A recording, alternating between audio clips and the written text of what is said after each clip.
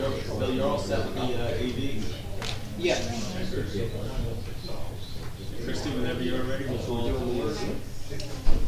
No, we did the live stream. Oh, you We did a the live stream. Tell me when you're ready. Trying to get everything started. Okay. Very good. Let's call to order the land use board meeting for December 15th. Please rise for the pledge of allegiance. Pledge allegiance to the flag of the United States of America and to the republic for which it stands, one nation, under God, indivisible, with liberty and justice for all. Thank you. This time we kindly ask that everyone please silence all cell phones and other paging devices as they are distracting to others. 48-hour notice is required under the Open Public Meetings Act has been met as notice of this meeting is emailed on April 5th, 2022 and published in the Asbury Park Press, the Co-Star, and the Coaster. A copy has been placed on the bulletin board in the Borough office and a copy has been filed with the Borough Clerk. Mayor Fox. Here. Mr. Murphy is running late. Councilman Sexsmith. Here. Mr. Invento is absent. Ms. Boko is excused this evening. Ms. DeMarco? Here. Ms. Riley Iordi? Here. Chair Mayor? Here. Mr. Maynard? Here. Mr. Shook? Here. Mr. Rosenberg? Here. Ms. Saracen is excused this evening, and Ms. Brunel? Here. Also present this evening, Mark Hitchick, Attorney of the Board, Gerald Frieda, Board Engineer, and Christine Bell, our Board Planner.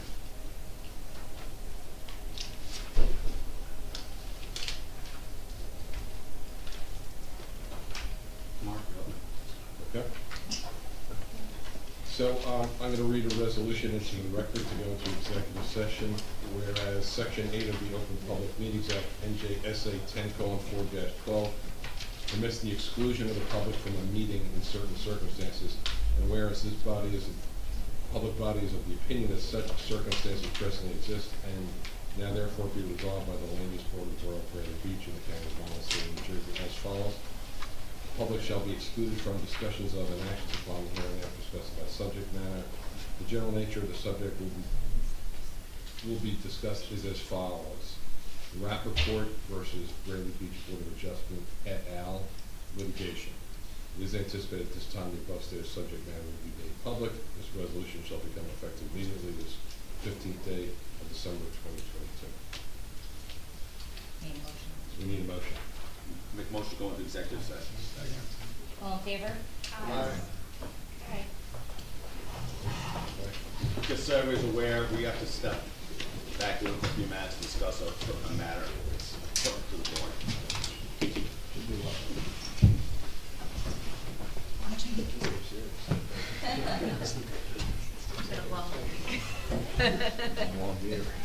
That's terrifying.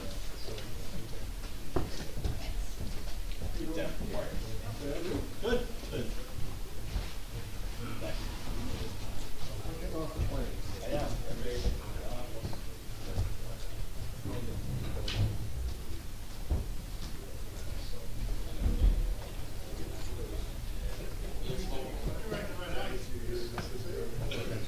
Yes.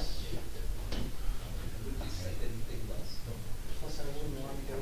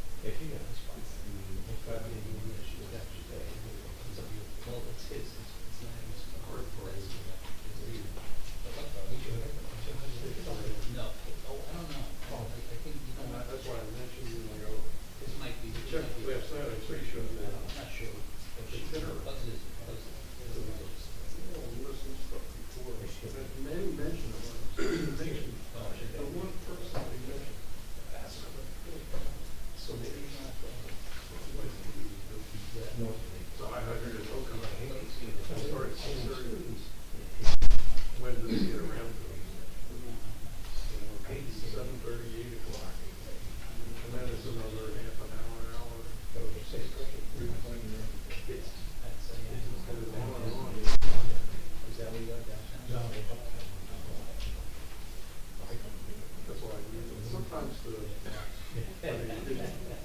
first one that's coming up, I think, is from a previous meeting. And usually it's time to vote. All vote and it's over. So you can do that.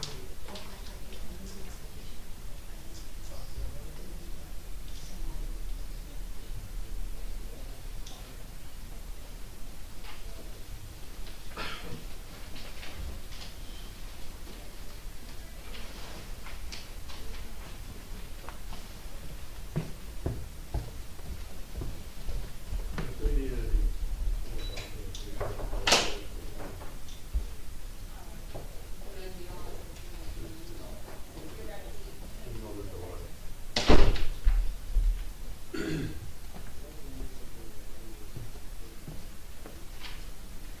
you didn't think you'd be able to, the winter time, doing this, right? No, I don't want to go and push the final plans like June or March. This might be gonna start in October, November. A lot of it's in theory, but I know the problem. yeah, well, the thing is, this is just zoning. So I told you, next is building. And he should really, bring us to the callback. And it's only because of the skittishness about the location. I mean, for all the structures that are being built on that stuff, then it's good location, because you're in the middle of the city, you need a lot of protection. And that building's been there for 100 years, and so therefore, and we've had 5 or 6 hurricanes since then. So this has been, it's been tested now.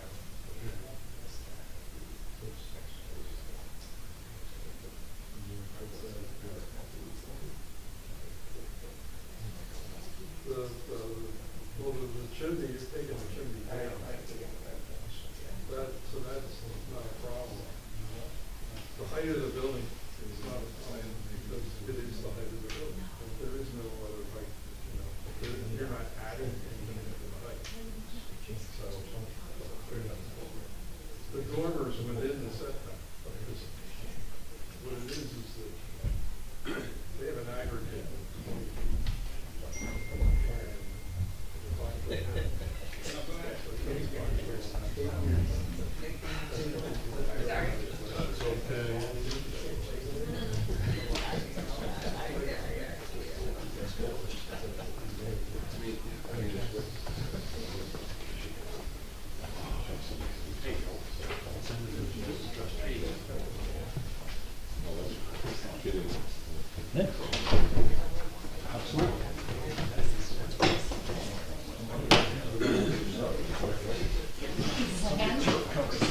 You're encroaching.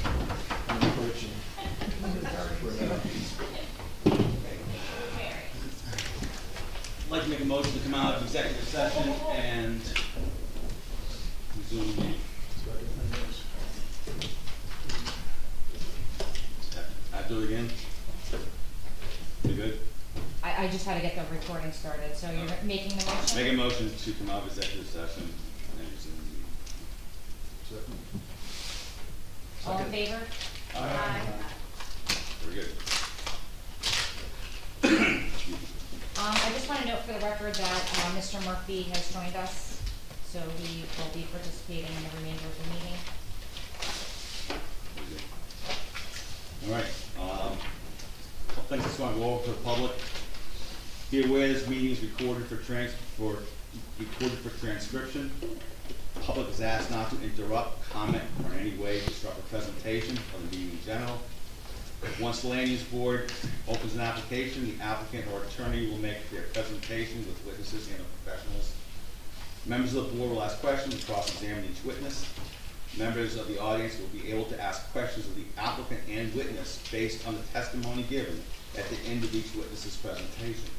At this time, no comments, testimony, or evidence from the public will be accepted. The board may call its own witnesses and present its own evidence.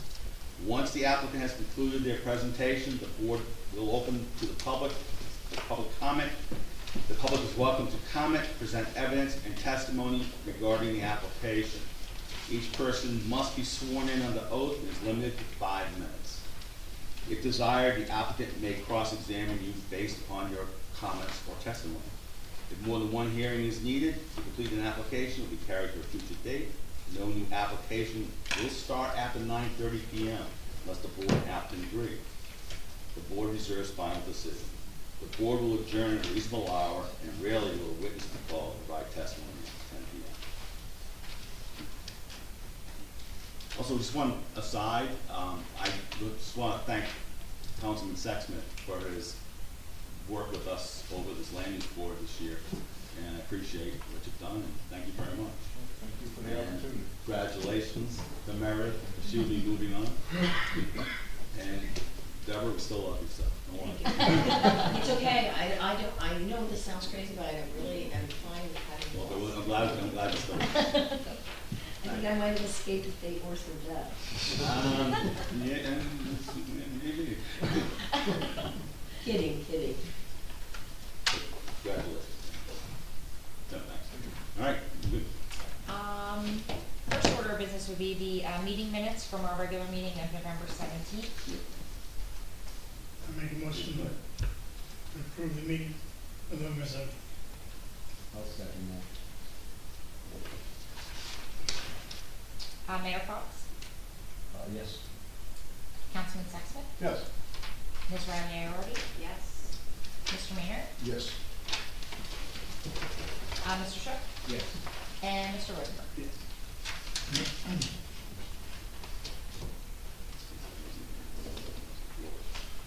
There are no resolutions to be memorialized this evening. We do have 2 applications under consideration. Our first application is LUB 22/20. Both variances for a new single-family dwelling on an undersized lot. Karen Pesci, block 30, lot 20, 508.5 McCabe Avenue. The applicant is proposing to remove the existing dwelling in its entirety and they're proposing to construct a new 2-story single-family dwelling with a driveway. The applicant is represented by Michael J. Wenning, Esquire. Mr. Maynard and Mr. Councilman Sexsmith have to recuse themselves.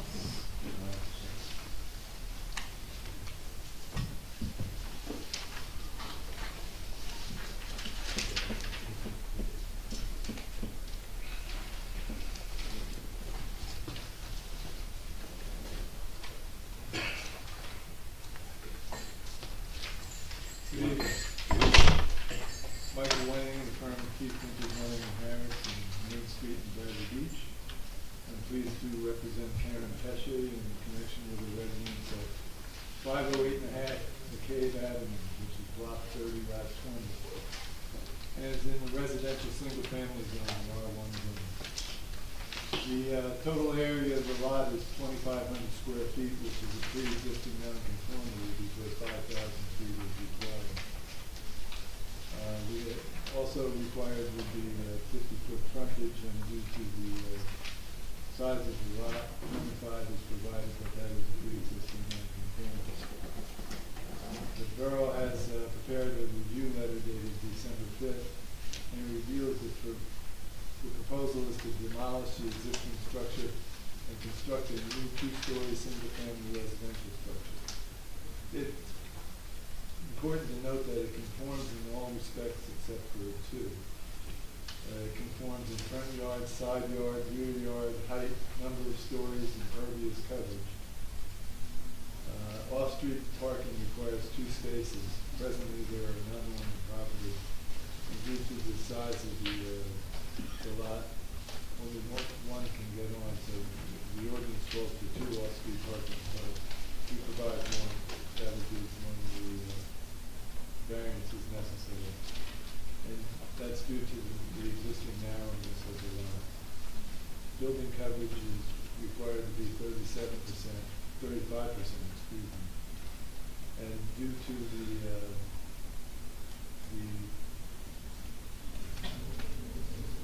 plans that are presented, we have 35.4%, which is de minimis in connection with the proposal.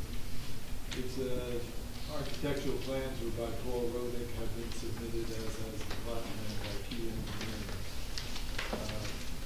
Due to an emergency experts do not appear this evening, but I don't think they're necessary in connection with the property. As the borough engineer pointed out, the applicant needs to provide a plot plan with building coverage and calculation. He did provide one, and I'd like to,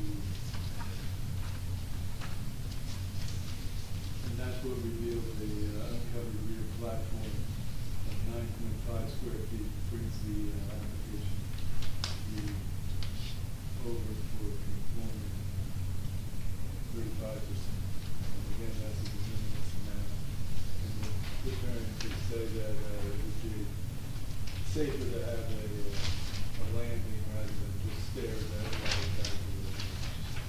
And since that's the requirement, the request. Mr. Winning, any witnesses testifying to the matter? Okay, so why don't we swear her in along with Mr. Frieda and Ms. Bell? If you raise your right hand. Questions? You swear or affirm to tell the truth, the whole truth, and nothing but the truth in tonight's proceeding? I do. Maybe, Michael, why don't you maybe bring the mic a little bit closer?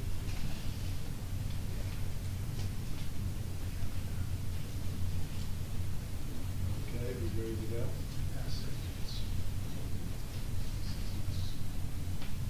Especially, would you state your name and address?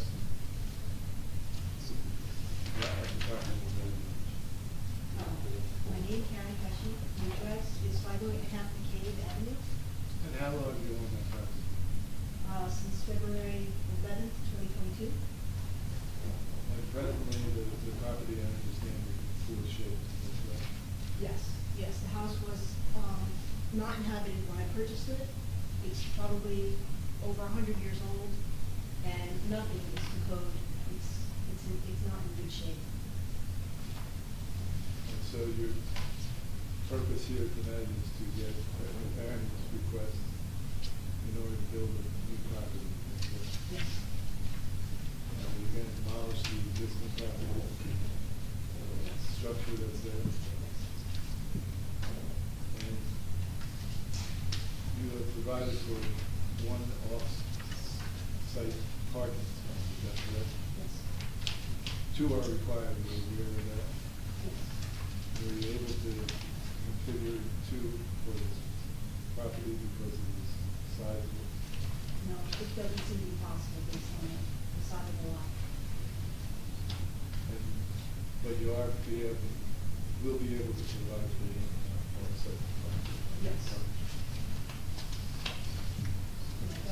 The two houses adjacent both have single car driveways, and they're the same size lot, so it's definitely possible.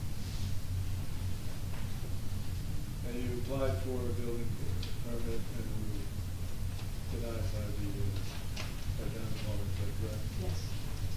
And so you provided this application and asked for it to be approved. The variances requested are one for off-site parking. Also, you have building coverage of 35.4%. You recognize that 35% is required. Yes. The 4% represents the landing for the rear stairs, is that correct? Yeah, 44%, yeah. And if you would just put stairs, it would not require that variance, but you wish to have a landing there for safety purposes. Yes. And the landing in front conforms with the, it does not need a variance. Correct? If I could just add one thing. Building codes require you to have a lane. You can't have a step coming outside of the building. So the entryway is required by building code. Must have a line. Not that. Right, Paul? Is that the minimum? Yeah, it's about the minimum size you can have. It's 0.4%. It is de minimis. De minimis. Just ask the question, but All right, open it up to Want me to throw a few things out here? Why not? Okay, so, they did about as good a job as you can with the new building on site. Right. The variances are because they can only get one parking spot on site. That's the best they can do. They've done that. The building coverage, although it may sound silly, you should still grant a variance for it because it is over, even though it's a minimal amount. The only other thing I would add is because of the nature of the lots and how tight everything is, if a condition, if approved, that the gutters get piped out to the street, to the roof drain. So all the roof leaders get piped together, carried out to the curb with a pop-up emitter, and they can pop up at the curb. That makes sense. All right. There's no room to put dry wells, and it's too tight. You don't want to put it in the back, because if it fails, how you gonna turn it back around and get it out of there? So that's about the best way you can handle it. Other than that, the application is very straightforward. Not much more they can do. Where's the mechanicals going? They're on a deck in the back, I believe. There's a platform in the Oh, I back. see, right, ACE platform on the right hand side. Yeah. And that's well within setbacks and back here. Yes. Yeah.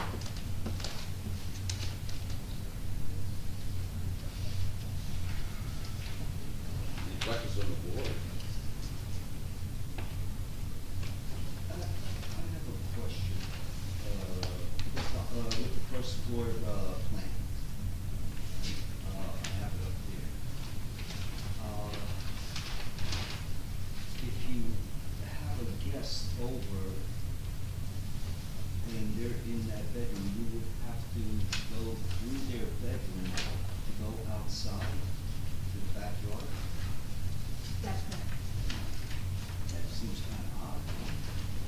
Do something like that. Or you can go out the front door, right? I don't know, wouldn't it have been better off to put that in the side? You can't, I couldn't do that. To comply with the zoning requirements and code. Right. Being that you're doing that, and then put the kitchen in the back. Put the bedroom somewhere else.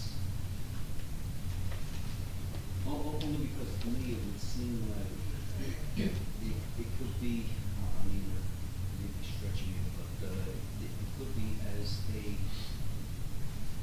rental bedroom that would be completely closed off from the other main portion of the house. I mean, the way it's designed, the way I see it. No.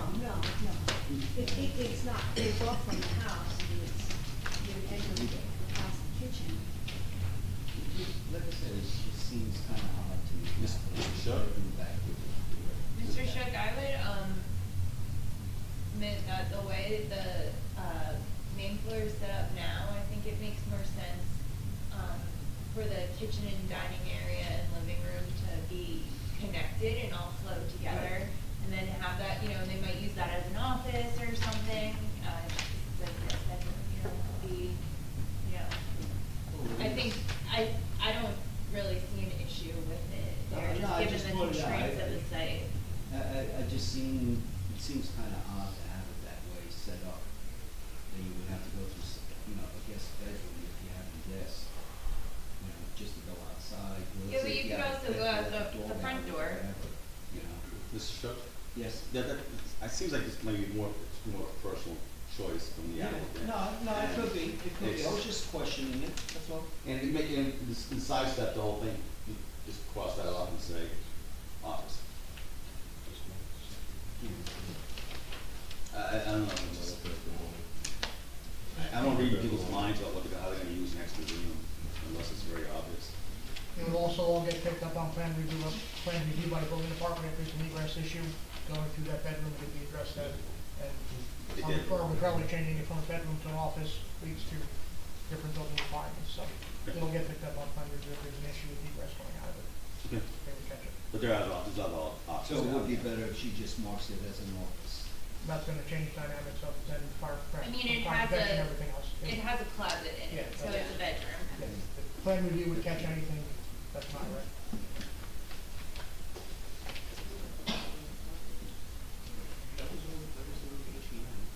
No, it's fine, it's, no, thanks, again, looking into that question, because we run into those problems.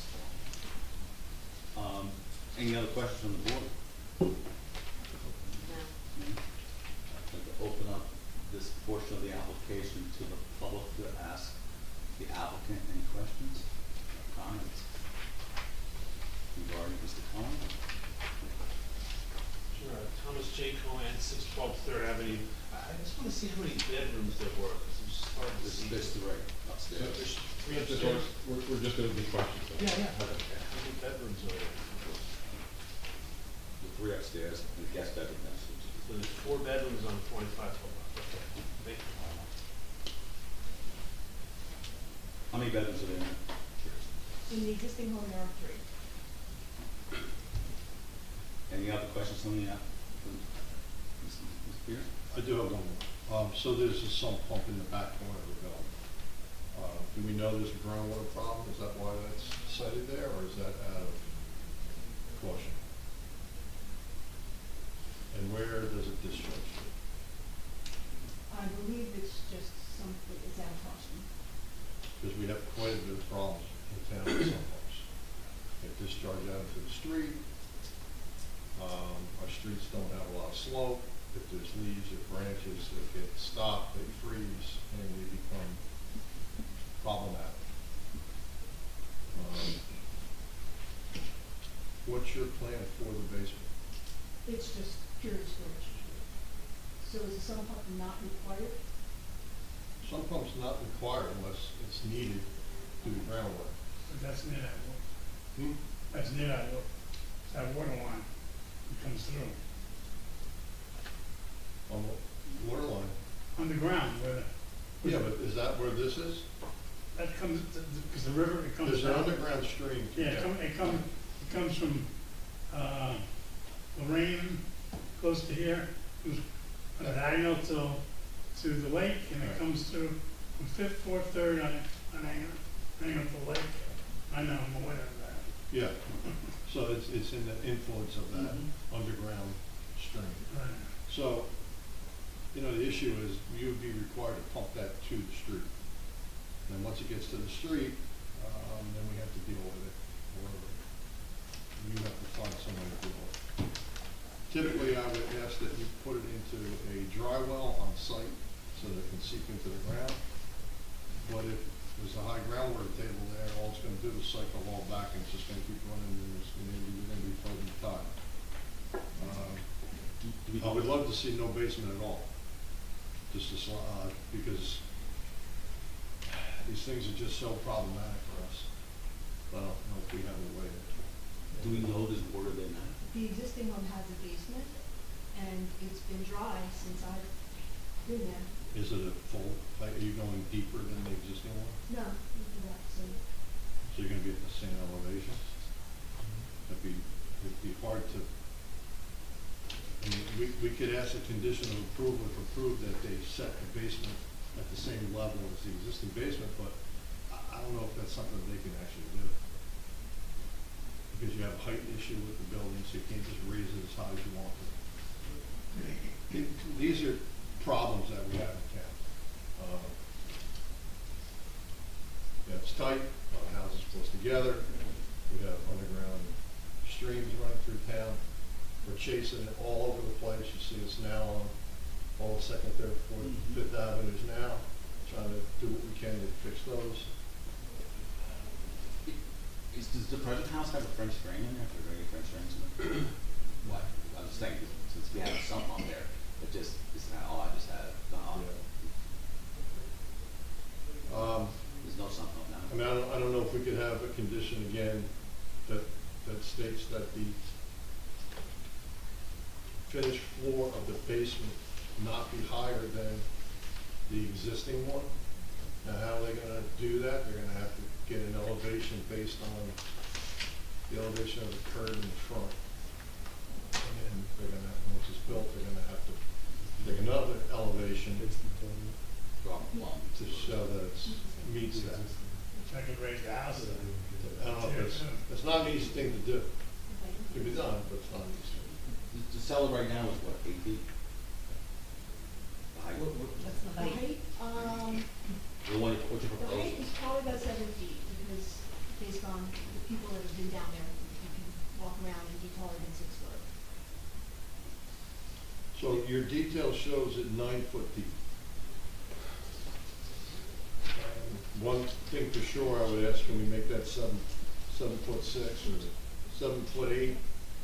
9 foot is way deeper than any basement we have in town. I'm sorry, I didn't bring something up. I think I'm within 200 feet of this property where I live, and I wasn't noticed, so I think I may have to recuse myself. This is Yeah, I'm 503 McCabe. 503 page. Do you know your block and lot? No, I don't. I apologize. Are you in this circle? Yeah, that's what I just, Yeah, yeah. you're in that circle then, Yeah, so you're gonna have to step. You wanna just go? Yeah, if we want to just double check. I'm sorry, Meredith, you said you're 503 5'8", McCabe. right? So one thing, if we could ask you to reduce the depth. If you look on page 2, A2 of your architectural drawing, there's a cross section. And it shows, it's in the middle of the page, typical wall section. And you see the 9 feet 0 inch. That's really deep. That's very untypical of any basements we have in town. You know, if you're in Colts Neck somewhere and huge properties, and that's all fine, but I would at least want to see that brought to 8 feet, maybe. 7. Well, 7 is kind of tight, but if you made it 7.5 or 7 feet 8 inches, 7.5. believe it, every inch helps. There's a lot of these sump pumps, we go visit and we ask the people, can you put a brick or something underneath it, and it raises it just enough where it only goes off a third of the time instead of Excuse me. the whole thing. Yeah, I'm gonna Okay, set that out. so let the record reflect It's not under your name, right? Yeah. Yeah. that. No, it yeah, wasn't. and DeMarco is. Yes. So, Meredith, Yes. typically, if you're, so, I'm just gonna put on the record that we've discovered you're on the 200-foot list. You didn't know that at the time of the application. Typically, if you're on the 200-foot list, you can participate in the application from the audience, but I think in this instance. Yeah, I feel more comfortable. We would, since you participated before, that you're just gonna recuse yourself. Thank Thank you. you. Thanks, Larry. So if it's just for storage, if we could at least make it 7 foot 8 inches, okay? So the architect is gonna have to revise his plans and resubmit that to us, if approved. Okay? So what would be, just, I wanna make sure we're clear on the resolution, if it's approved, what will be 7 foot? The distance from the finished floor of the basement to the bottom of the ceiling of the basement. With no change to the ceiling. Right. No.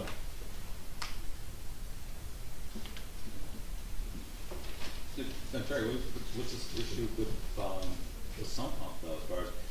So that's the first part, right? So now we already got ourselves 1 foot and 4 inches. I thought you couldn't have moved it, the yard wouldn't We don't know, well, see, if they put something in the yard, where allow there's driveway. nowhere to put it. Right. It's too small, too tight. Gotta pump the streets. It's gotta go to the street, and we're gonna be hopeful that it can be set at an elevation that keeps the water out of the basement, and it infrequently pumps water out to the street. Eric, I seen a project being done in town where they put a dry well in the front yard. Sure. Can that be involved? Here's the problem, though. If the groundwater, if you look at the elevation that they say, let's go back to that page. If you look at where it says basement foundation, C sheet 1A, and it's got an arrow there, so just like on the outside, that's the ground. Right, on the outside wall. That's where the ground is. So they're already out of the ground as much as they can be. We're just gonna ask them to pull the bottom up some. So Dennis, just look there, there's only what, maybe 3 feet? That's it. So if you put a pit out there, and you gotta bury it at least by 6 inches to put grass over it. It's gonna be in water all the time. It's gonna be in the water all the time.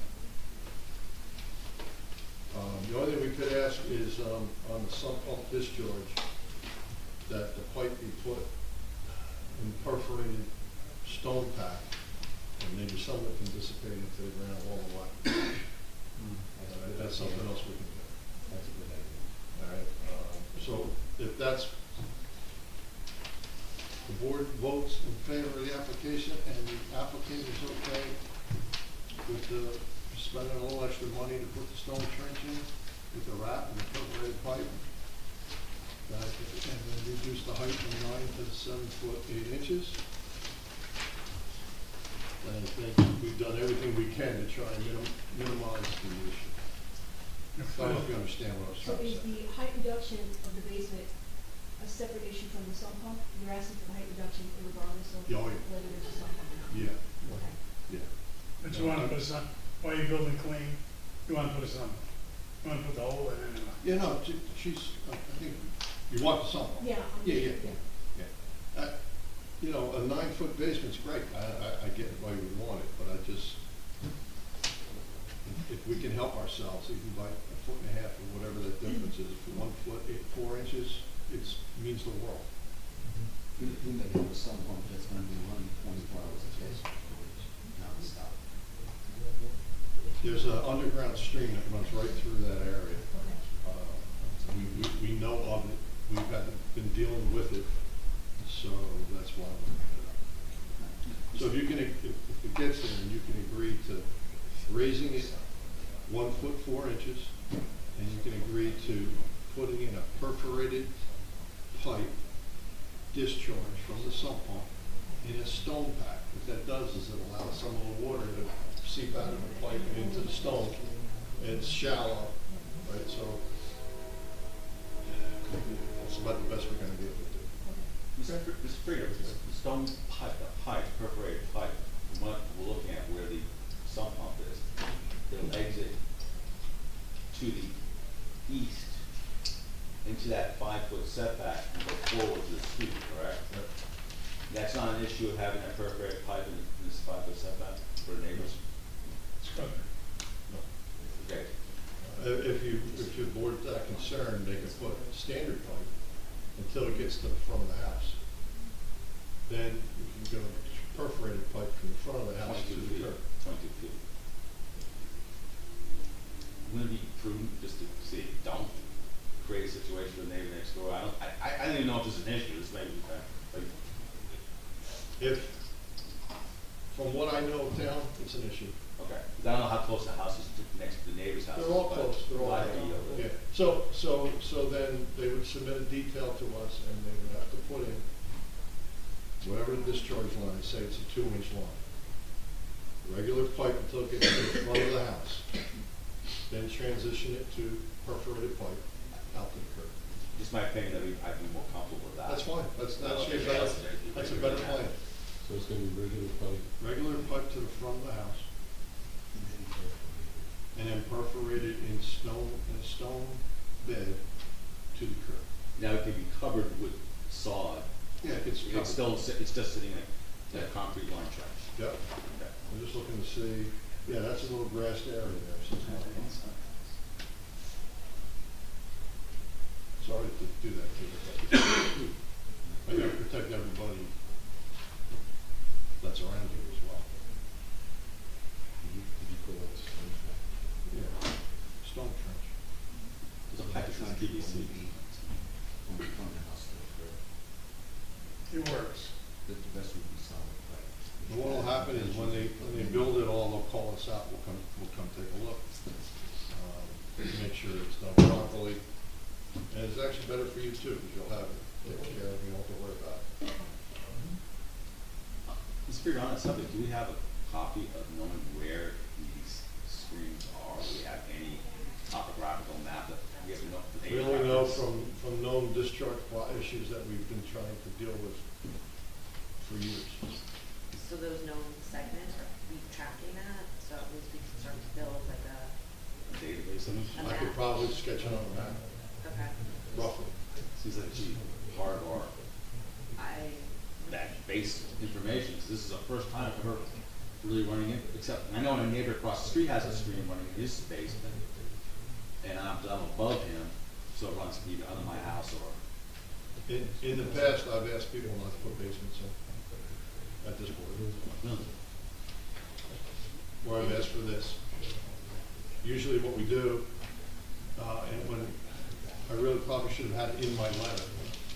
So this should be added into, Okay. right, so they would have known already. That's We're catching it now. It's one of the primary areas. We're catching it now. Well, it's a simple fix, though. It wouldn't change anything for you, you're still gonna be here asking for your approval, so, right, you know? So we're done with public hearing. So, it's all there. Thank you. Also, you guys could do a little homework yourselves before you even request such a thing. How about that? Oh. That's all I have. No, for that's tonight. very good, that's good enough right there. You said. It's still open to the public, we haven't closed. Mr. Collins? Thank you. Mr. Frieda, Thomas J. Cohen at 612 Third Avenue. Mr. Frieda, would it be possible in the future, so we have a consistency, that applicants submit seasonal high water calculations? We would have to have an ordinance that says that. Yeah. Would that be a recommendation? That would be an excellent recommendation. Okay, and maybe possibly can we set the foundation base at 1 foot above seasonal high water? I think we could do that, yeah, but see, here's the problem. If you have property, let's say it's 75 foot wide, and you have the room to put in systems that can handle the issue, I guess then you have to come for a variance from that ordinance. Yeah, I mean, But at least it would protect the town. yeah, exactly, that's the intent. Thank you, sir. Okay, thanks. Any other questions, the applicant? Seeing none, close that portion of the application. Now I open up for the public for public comment. Seeing none, close.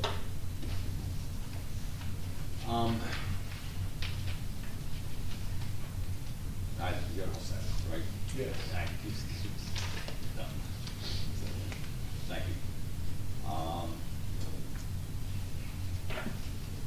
I think, well, it's a simple application in a strange way, but we have the parking, the changing of the height of the basement, and the de minimis lot coverage, 0.4%. I would make a motion for approval of the application as described, also with the detail of the drainage pipe and the perforated pipe running all the way to this front of the house and then going perforated to the street. And if I guess thank you, and the roof leaders all being tied in, leading out to the front. You may be able to tie the French, the sump pump into the line with the roof leaders as well. Right, so that you have to do it anyway. You can work with that as you go forward. So you take it, so everything all tied together, the back corner of the house and come forward. Yeah. Anything else missing on this? You got anything? Wait a second. Second. Mr. Murphy? Yes. Ms. Riley Early? Yes. Mayor Fox? Yes. Mr. Shook? I'm gonna vote yes. The pump situation was going to help all the neighbors. Even bringing the water pump back to the yard to the front. I think it's a good idea. Ms. Brunel? Yes, good luck. Mr. Rosenberg? Yes. And Chair Mayor? Yes, I appreciate the applicant working with us on this one. And wish the best of luck in your project. I'd also like to say thank you for not expanding a huge onto this property and doing this driveway for the parking space. It's one of the few. Thank you. We need the revised plan submitted to my office first, so that Jerry can review it before they apply for construction permits. Because I've had a number of residents going directly to construction, applying for permits, and then they're getting held up there because nobody ever submits for compliance with the resolution. So we need to go through that process first to make sure all this is tied in before they'll get their permits. Thank you. Congratulations. And as part of our seasonal offering. I commend her, she kisses. No thanks. I need to unwind and Take a deep breath. It'll all come away. Go across the street every time, get a beer. Thank you.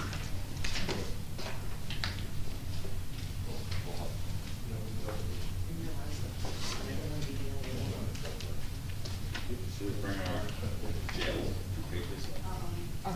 Our jail? Do we need to? Break them out? No, yeah. Thanks.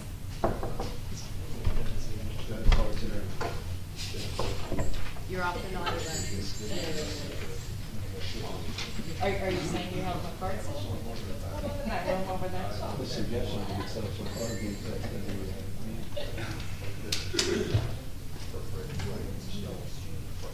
There's some photos.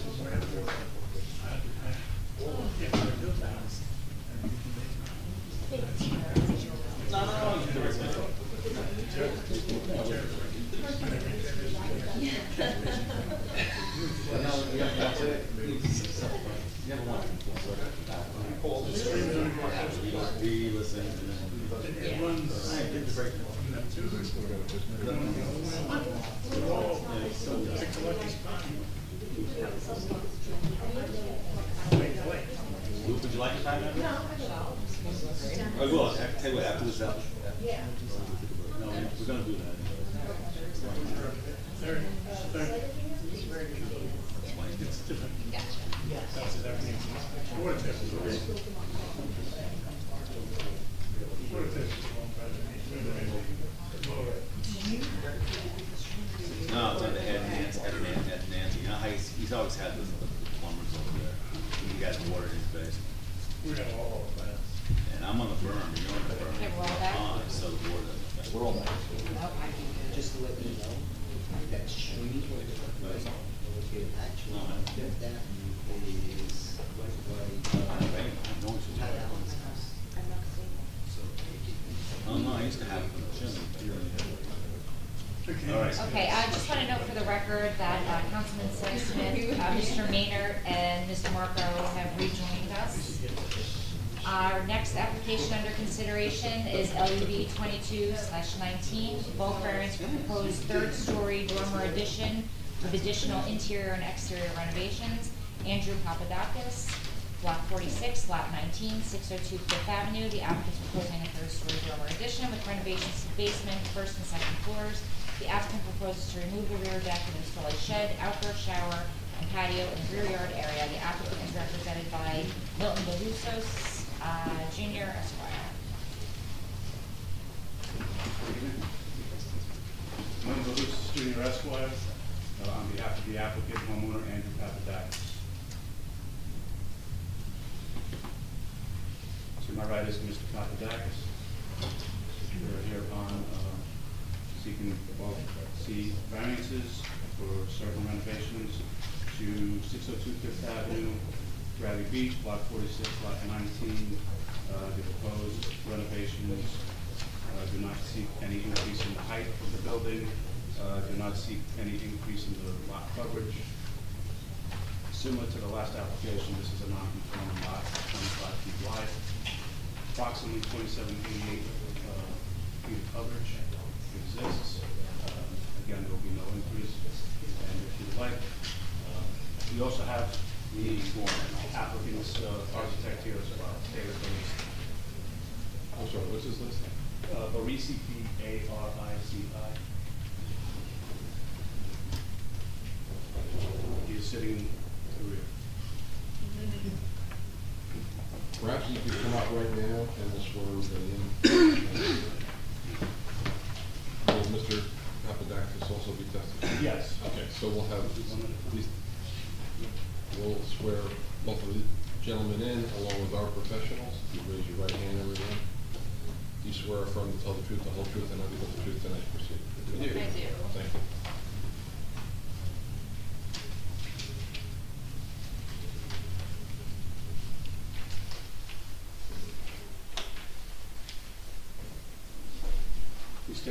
the record. Andrew Papadakis, When did you buy the subject property? April of this year. And how have you used the property since? For the first summer, we used it socially, and tried to go through the motions of finding an architect and a builder and preparing for a renovation. What is your connection to Bradley Beach? I grew up in New Jersey, I grew up in Jersey City, I've been schooled in New Jersey. I spent the summers coming to Bradley Beach, my best friend and attorney. Currently live here. And my goal, I'm very fortunate, I'll be able to retire in 4 to 5 years, and my goal is to retire at Bradley Beach. Tell us about the property.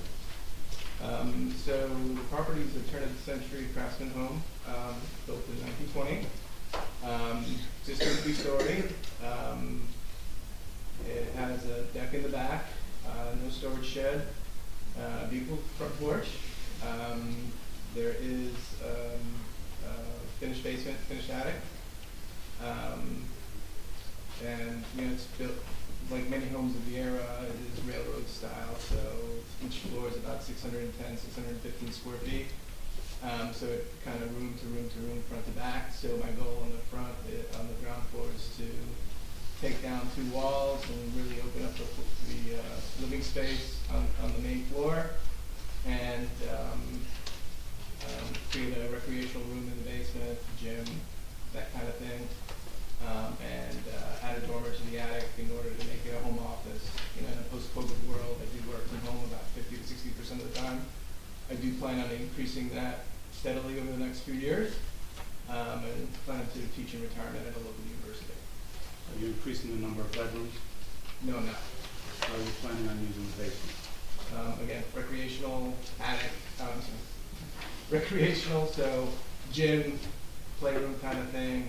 It has an existing laundry room, existing laundry counter and sink, and the plan is to keep it there. I do plan on adding a freezer for meat storage, that kind of thing.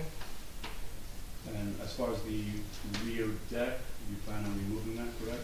I do, yes. So there's an existing deck there. It's a bit of an eyesore, and it does abut the property line to the west side of the property. So I want to add a hardscape, really minimize the flower beds around the perimeter, and add a shed for bicycles, beach equipment, that kind of thing. I have no further questions.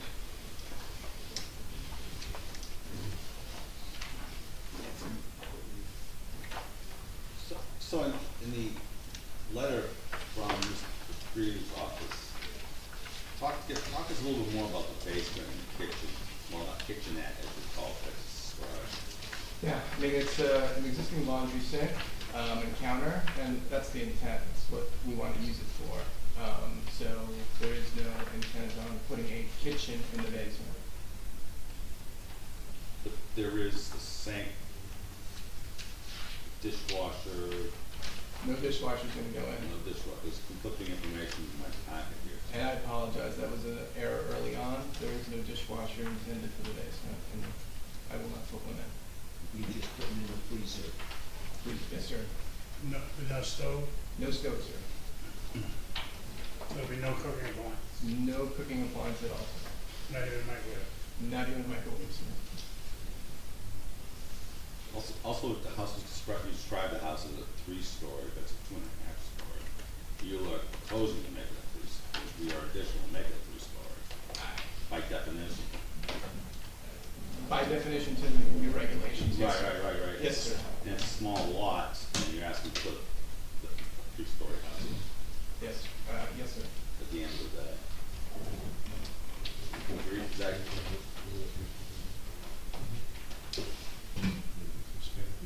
He's expanding it. Well, is it 2.5 story by definition right now? The way I Which is read this legal? one is it's a 3-story house, because I think it's more than half the, in other words, the half-story is, you're allowed to only have 50% of the level below. That's your half-story. This one is opened up, and I believe it's more than 50%, so therefore it's a 3-story. It's gonna be a 3-story. It is now. Yeah. Looks like they want to change the roof to get more headroom, maybe to use the space more efficiently. What I Right now, have to put the desk in the middle of the attic, and I'd like to be able to put it on the attic. They're really changing the roof and the height of the space.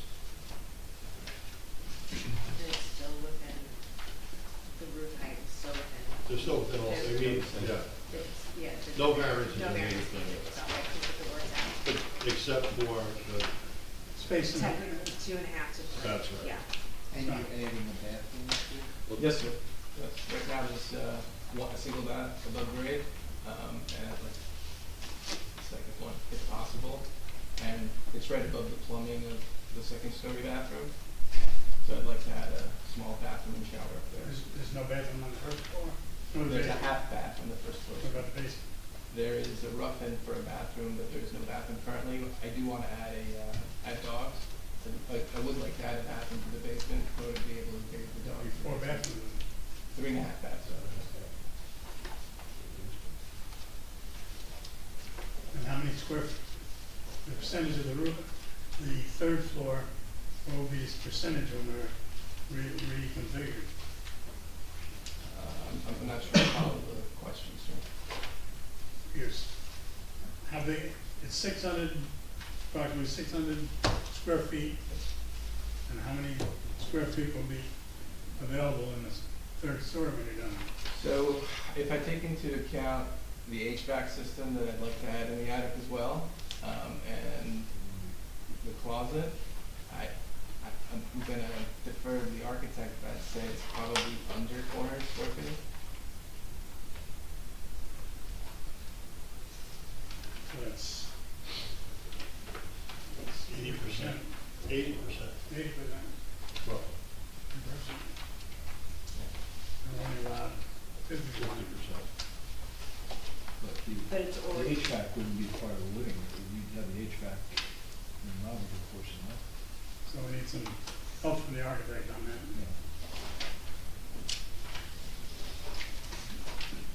David Harris. That's all right. No. He's still testifying, the board will have questions, and the public will have the opportunity to have questions, so. We'll have to just leave that. That question should be readdressed to the. Right, when it, yeah. Later on. Okay.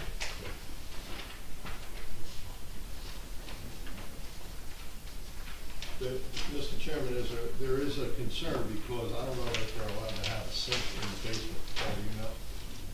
I believe that's why there's only well stricken on it, because as it reads, no, and it doesn't get caveats.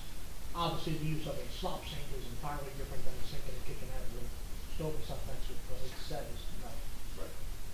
So, if the intent of the sink is, for lack of a better term, slop sink, you know, where you would wash paintbrushes and stuff like that. You know, it's a tub, it's industrial looking, there's no counter space next to the laundry, right? That's probably permissible.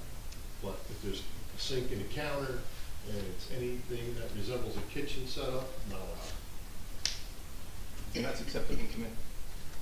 And then what about the bathroom in the basement? I don't know that they're allowed either. Paul? I don't think so. So you said preset, right? Basement or cellar? It's a basement, sir.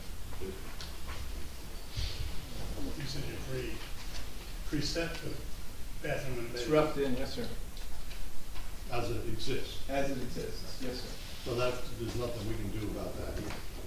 But It's not- we just can't let them put 4 walls and put the fixtures in. You can't put the fixture in, you can say. I see that you have a sump pump also in your basements. Do you have any issues down there? No, sir. To my knowledge, and I talked to the prior owner, has not flooded, and QC zoned it in the 80s.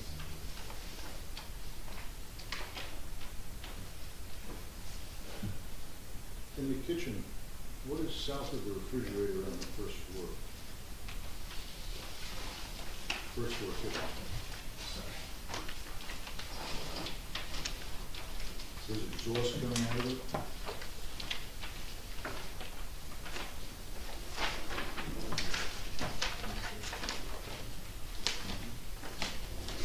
think he's got it up on the screen. Oh, thank you. The GFI, Right here. The refrigerator, You're talking about this square right here? Yes. No, right here, Jeremy, the darkened area.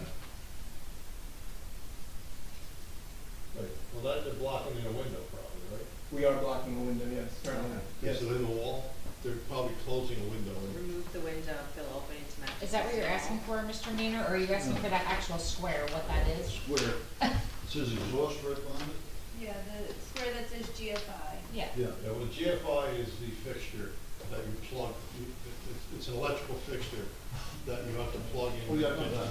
That's the GFI. But there's a What 220 is outlet. the, what is the square though, that's to be placed here?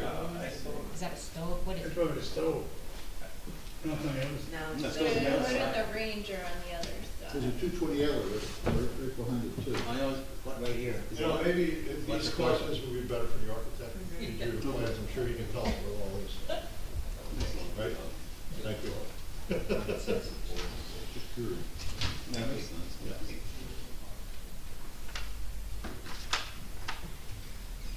The shed.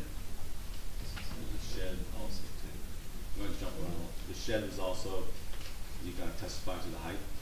Yes, sir, it's being custom built, so I think the plan is to keep it on 10 feet. So you need to submit plans to us to review. We need to know the pitch of the roof and how high it's going to be. Understand. Can I, That could be a condition of approval if the board grants you approval. Okay? yes, sir, There are constraints to what it's supposed to be, so. understood, sir. You said air conditioning, where's the mechanicals going? All on the third floor for all that? So there's a mechanic in the basement as well, sir? You're gonna have to put a condenser in, again, maybe you can ask the architect where that would be sited for the HVAC. So that would be another architectural question.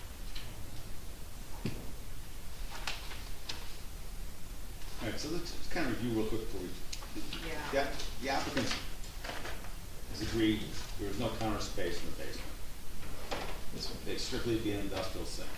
Stop Yes. sink, no stove, nothing that could be construed as any sort of kitchen. You're gonna put a freezer down there, like everybody does, refrigerators.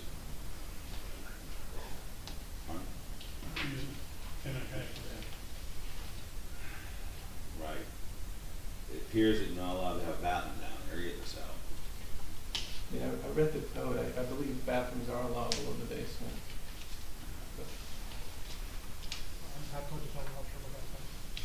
Understood, sir, thank you. What was that, Mr.? He said you'd have to look at it? That we can take care of with Tom, with money officer. Okay, so that's a question mark whether or not a bathroom is allowed downstairs. Yeah. Okay, but you already have a walk-in toilet, you said. I did. It is what it is. But will they get a tub or a shower, that's something. Understood.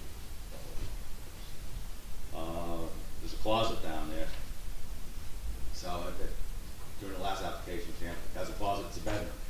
Is that true? Not in the basement. Not in the basement. I just kind of strange. I've got to see full storage. I'm happy to leave that room open. No, I call it storage. Yeah, that's a, I mean, dream about a closet that size, really. Storage. Storage, That's call it very storage, true. call it storage. Yeah. That way, the question's up. All right. The architect's gonna answer the question regarding the first floor, as far as the kitchen area. We have 3 bedrooms on the 3rd floor with 1 bathroom. So let them come back to the attic, where we're going, right now, it is a 3-story home. We're over the coverage as it is even right now, as far as over the 2nd floor, correct? Mr. Freer, is that correct? Yes. And now we're expanded by 80%. He's gonna expand the height, not the area. It was raised to the roof. He's basically just making the existing space more usable. The footprint's the same, but the height is. Volume increase, yeah. But you're not seeing it from the outside. That's all Well, you can see it from the front elevation. There's a small bump out that goes above the existing roof line. But it doesn't go above the ridge of the house. So it's not Right. adding height to the structure. It's lower than the existing ridge.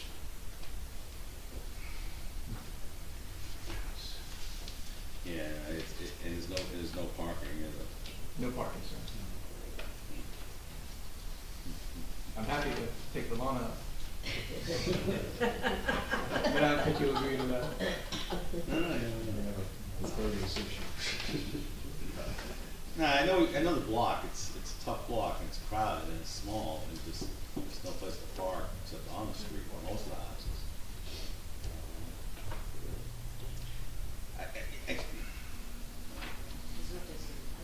I know, exactly, I know. My initial reaction to this is like, there's a lot of house, not a very small lot. But But it's been there. it's been there. It's a whole lot of house on a very small lot. Right, I think it, you know, makes sense to hear from the architect. I like to. But also, Also like to hear from you too. just a reminder, right, the variances he's seeking today, are the west side yard setback for the patio. He needs to include the rear entry platform as part of the building coverage. Provide testimony on the compliance of the roof pitch. Shed. Right, the sink in the bathroom needs a variance for, But we don't know that for No, sure. the sink does, the bathroom, the sink is fine, The industrial No. sink is right, and he needs, so the sink is fine, he needs, a variance for the parking spaces, and, he needs a variance for the dormers in the building, right? in his denial of application from the zoning officer, the bathroom facilities in the basement are not mentioned. It is called out for the kitchen facilities in the basement, section 450.3. There is no mention of bathroom facilities. So I think once we hear from the architect, you know, maybe Mark can provide a little bit more guidance on this, but if you're comfortable with the bathroom in the basement, you can certainly approve it, and then if the zoning officer tells him it can't be there, he can't put it in. Christina, in a case like that, if we say yes to the bathroom, then it comes out that it's not, is he then required to cover what's there now and kind of make sure that it doesn't happen again? Because what I would hate to see is. I think that's a question.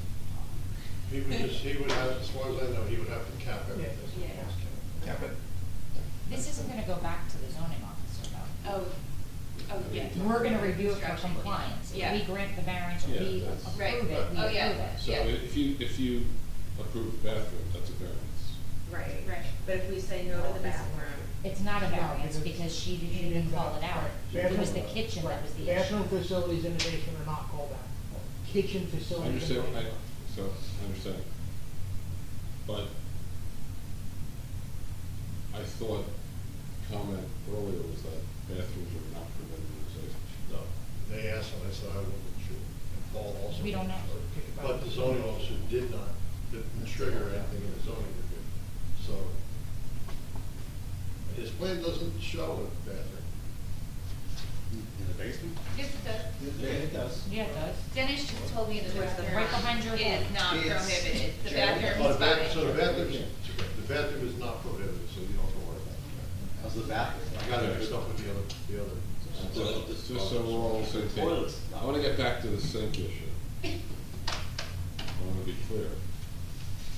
We're talking about a slop sink would be permissible. Yes, sir. Stop sign. Well, no, I'm talking about. That is a rift that I believe that exists in the zoning code. That is why she mentioned it.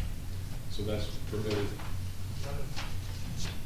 Zoning officer denied the application because 14B23 reads, no kitchen facilities in the basement. A sink is a kitchen facility. However, common sense would, I think, allow us to understand that there's a difference between a sink for washing dishes and a slop sink. but that is some 450-23 code verbiage that probably have to be cleaned up to allow that. So, He's If- going to need the variance. yeah, that was good. To be safe. If the board was to approve the Then the industrial site, condition would be it's an industrial sink, not a and we grant them a variance. The board approved. Okay. Because currently what there is now is what you would call a traditional kitchen sink and counter. I call it a laundry sink and counter, yeah. Okay, and then that would be removed and you would put Something cleaner and better, yes. plastic industrial. Yes. I'm sorry, but please pack this bathroom. What's that? You go back So- to the bathroom, He is permitted to have a bathroom. a shower stall and a bath, and a commode and a sink. That's what he's showing on this plan. Correct. Well, the zoning officer did not comment that it's not allowed. So by. She only commented that the sink, the kitchen facility was not. Right, Right, at the other end of the basement. Yeah. There's a stove and a refrigerator. Yeah, at the that's other it. end. I don't see a stove. That's our, it's a sink and a refrigerator. Sink and refrigerator. And what is, you have, but you also have a GFI on it next to a counter spot. So that's probably a counter running to the wall, counter space, I would assume. And that's what the GFI is. And then you walk, turn around 180 degrees and you walk to the wall, and that's where your washer and dryer is on there. Yes, sir. But I don't see a range. The Yeah. microwave can go, but I don't know what's that.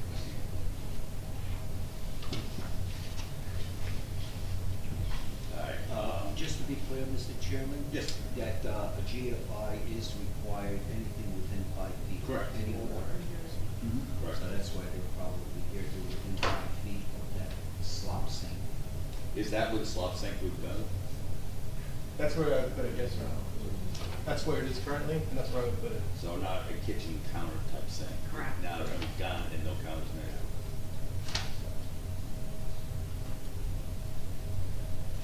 That's okay. And the closet is now storage, so Storage, yes, sir. it's not that. I really have no questions for the applicant, maybe we should get an architect. I still have questions about the third floor. I think you need to get the architect to Yeah. come up and give us his testimony now, and clear up all your questions. Well, or present new questions, but he's the one that should be answering. We really should hear from the professionals before we hear from the property owner. Because as much as they wanna get on the record what they want, we should ask. So he's a dog in a fight. He's a dog in a fight. 2 dogs. No. If we hear from the professionals first, we'll give you technical information, then have the, property owners come last. That's not a bad idea. I'm just- We're not talking about that All that being, in the all workshop. that being said, the applicant gets to present the case that he chooses to present. We don't dictate the order of the. However, all these wasted questions to somebody who doesn't have the expertise to answer them. So I think we really need to get the architect involved. Let's get him involved. I don't see why we can't. Is there any more questions? This is a total mistake. I have to open this, I agree with you. excuse me, I have to open this portion up to the public for questions. Jerry, I have to open this portion up to the public for questions to the applicant. Any questions directed to the applicant as to his testimony as given? Closing it. Very good, thanks.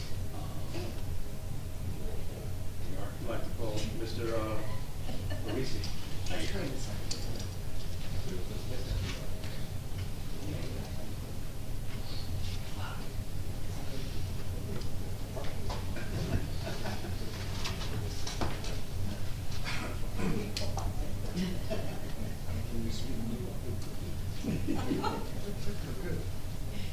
He wants you to eat more. Yeah. Please. Credentials, please have the floor. Yes, my name is David J. Farrisee, I'm a licensed architect, state of New Jersey. I was asked to do the renovations. Credentials, just back up quick, quick synopsis. I've been licensed since 1988 in the state of Pennsylvania, New Jersey, and Maryland. And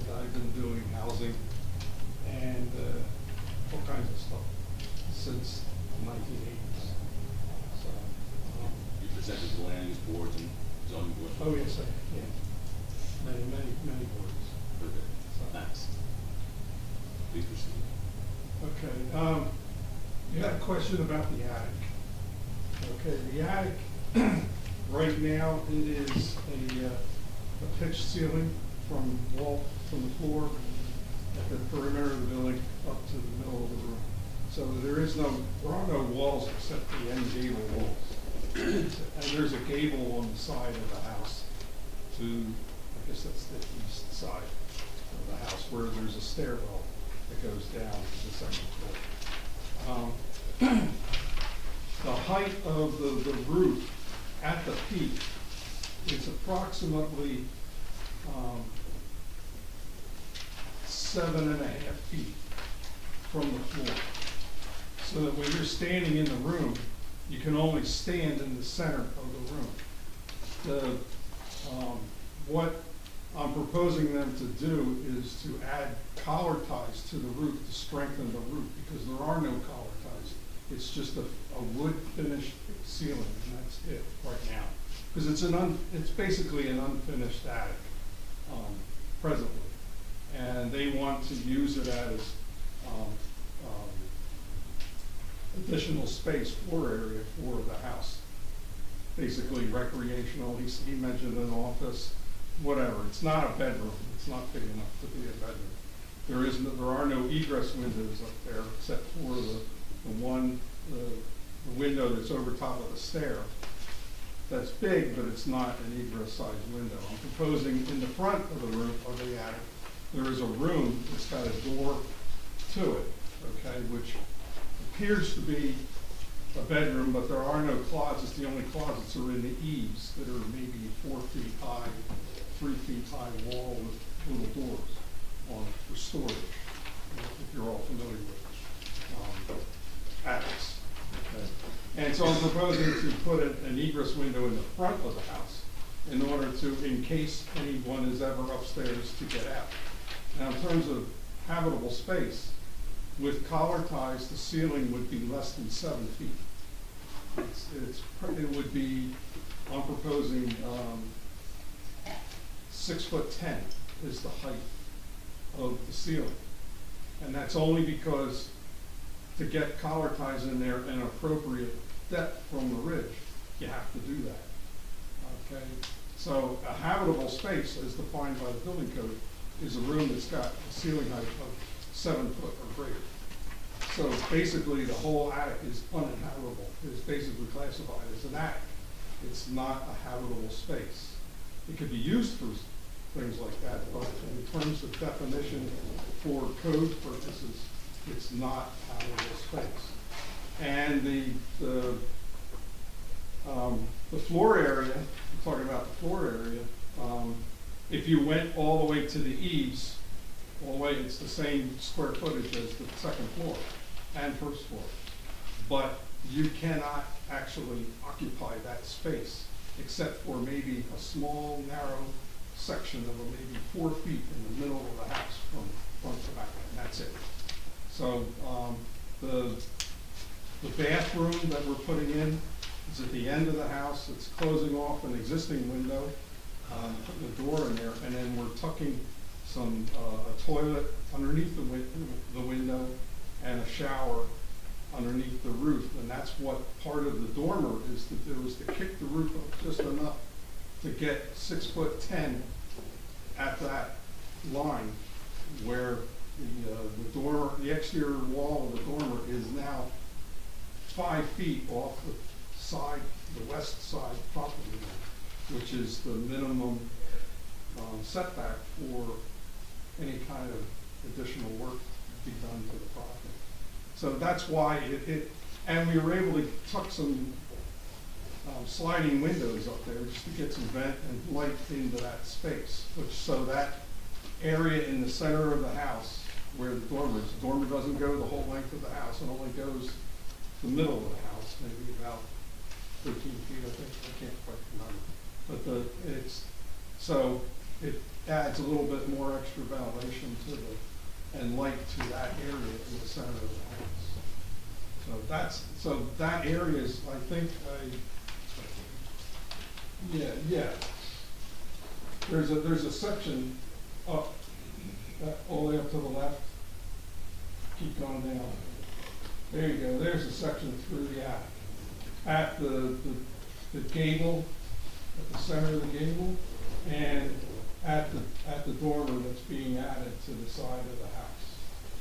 So as you can see, there's a dimension there of 6'10". That's the plate height from the first floor, from the second attic floor to the plate of the wall. And it can't go any higher because the ridge of the roof is at that, where it's mentioned there, ridge vent, that's the ridge of the existing house. And so collar ties have to be down a third of the height of the roof to brace that roof, to add more bracing to the roof. So that's why it's 6'10". That's why it's not habitable. It's not a full story. It doesn't meet the definition by the building code as a story. So I don't know whether how you define it in terms of your code, your zoning code, but it is not necessarily a habitable space. So That's been the question. So 2.5 story, 3 story. Testimony given saying. yeah, the house in terms of the height, the finished floor is about 4 feet off grade. So if you look at the house from the street, photograph here, it looks like a 3-story house, but it's really actually only 2 stories with an attic. And if it was down, if it was down at grade, it would be 4 feet off. It would be less than 4 feet, only a foot off grade. But because of the height of your water table, so forth, the basement's only 6'8", so it's not a high basement, and it's kicked out of the ground in order to not be in the ground. And I do think that. Please, if I could just ask a question. If this application was only for the work in the attic, nothing else, then there would be no variances needed at all. Yes. For that piece of it. Yes, because the little pop-up of the roof was kept back away from the property line. Then footprint. So everything that they're proposing to add on that attic level is really, does not need variances. Saying don't get hung up on that. Right. Yeah, next. All right, that's fair.